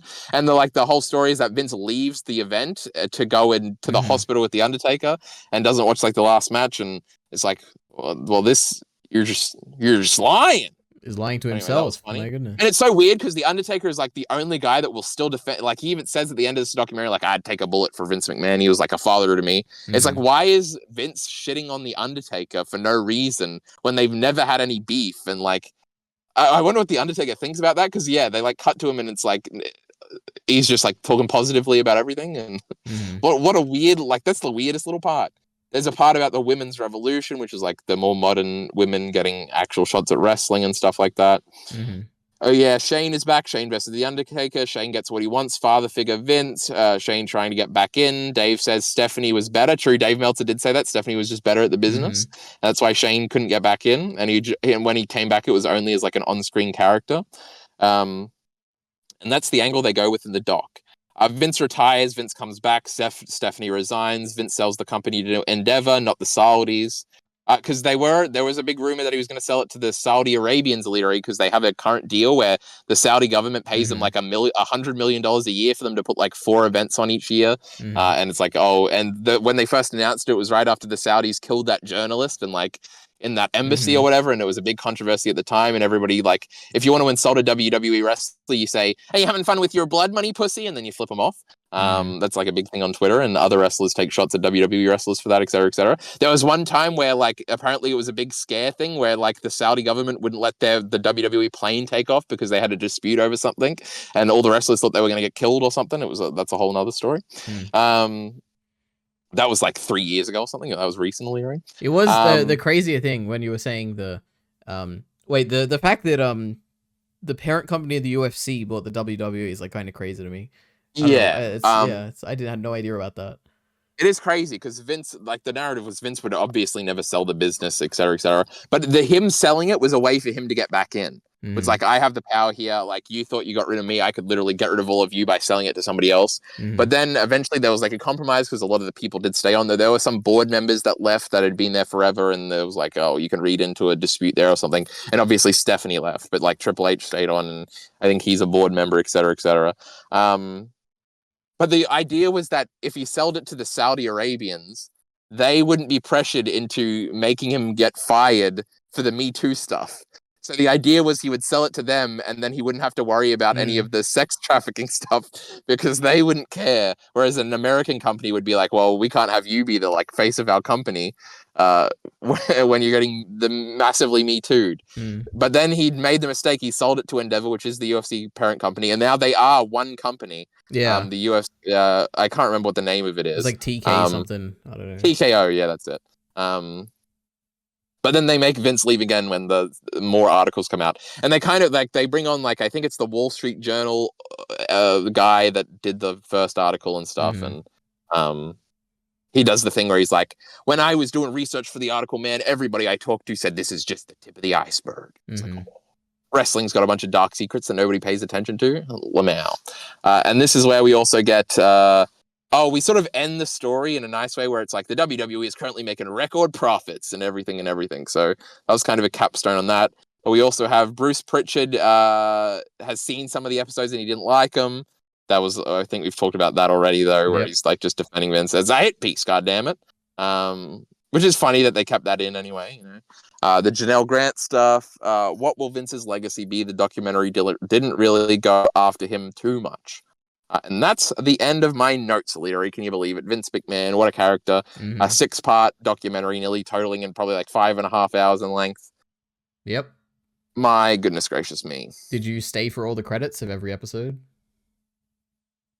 Well, you know, I always say this Uh-oh. is a pot shot. Leary is taking at me because I always watch the credits of everything. But Netflix is different, Leary, because you have the credits and then you have the fake credits afterwards. And Mhm. I don't watch the fake credits where it's like in every language we're thanking everybody. All right. So kind of. Mhm. Fucking Leary, are you trying to get me? Can you believe that, Chad? He just goes after me. He's a meanie. Mhm. So on your out of 10 scale, Leary, you give this documentary a 7. I don't. Let me think. If we're doing out of 10, it'd be like a 6 or a 7, somewhere between there. I don't know. I liked it. I thought it was like a 7.5. I think if like I just feel like there's more ways to make the documentary element more like compelling or like engaging, I guess. I don't know. But it was like I enjoyed like the actual content. I think was good. Like I enjoyed it. There is like a part of it with me where it's like almost like the validating thing where I'm like excited for them to bring up like, oh, they're going to get to the Stone Cold Steve Austin part. And then the whole Netflix audience is going to know that this is really important and stuff. So there is like that element of I'm like, oh, you shouldn't have focused on this part. You should have focused on this part more. Or it's like, it's almost like a validating thing. But yeah, I don't know. It wasn't perfect, but you know, a bunch of people talked about it. So that was kind of cool. And I got to be a genius about it. I should say I watched 3 hours. I watched it quickly. I watched like 3 episodes, and then I think I watched I don't know, the other 2 pretty quickly. Other 3, but yeah, truly epic. What documentary are we doing next, ELITEARI? we're gonna watch all of Vince McMahon's like interviews that he's ever done. Where he's about to slap the reporters and stuff. We love it. True. I was thinking like, oh, do I at the end of this is the conclusion that ELITEARI is now going to watch a wrestling match and we'll be back next week. Maybe. But I think what ELITEARI would like more is if we watched a bunch of Vince McMahon promo segments and we could review those next week. Absolutely. Yep. We'll do a tier list. Well, I'm not making that fucking tier list. There are some famous good Vince McMahon ones, but I think they wouldn't be what you were looking for. There's like a famous one where Vince McMahon just goes on this heel monologue where it's like, you're poor and then you die is like the motif he comes back to in the speech where he's like surrounded and he's in the corporate ministry or whatever. Which is an epic one. But there's a bunch of great like Vince ones. We should make ELITEARI watch all those Rock ones to rock pill him. We'll send him the Steve Austin ones, and then we'll send him Hulk Hogan ones, and he'll be like, Hulk Hogan fucking sucks, and I'll be like, true. And then we'll send him John Cena ones, and we'll be like, John Cena fucking sucks, and he'll be like, true. And it'll be epic. Oh my goodness, what a great video. Now I'm going to pitch that to ELITEARI later. I'm going to show him the top 10 wrestlers of all time, the best promo, and he can rank them in a tier list, and we can yell at him for being wrong. Anyway. Which wrestling match am I going to show ELITEARI? Leave a comment down below. And I think we'll see them all next time, ELITEARI, right? One more thing. What is the AEW thing or whatever that you've mentioned before? What is that? Like, that's a different wrestling promotion that started in 2019, ELITEARI. That's a whole nother narrative. Okay. All right. Well, we'll save that for one day when we talk about it, I guess. When they do the rise and fall of AEW. Yeah, when it takes over the WWE and it buys it and UFC alongside, and they were beating them for like 3 weeks. If you smidget it, they did kind of beat them in one demographic for a few weeks, but now they've gone. You know what's going to happen, Kyle? Vince McMahon is going to buy it, and then he's going to take it over, and it's going to be great.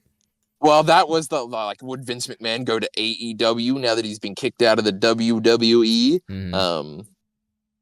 It's funny, but it's crazy and stuff. AEW is a whole different thing. Right. I could make a whole video about where AEW came from because I was alive for all that. I was here.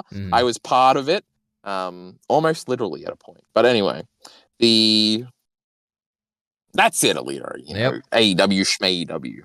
But we love the WWE here. We love the great Vince McMahon. Mr. McMahon. Mr. McMahon, yes. Support links in the description below. Thanks.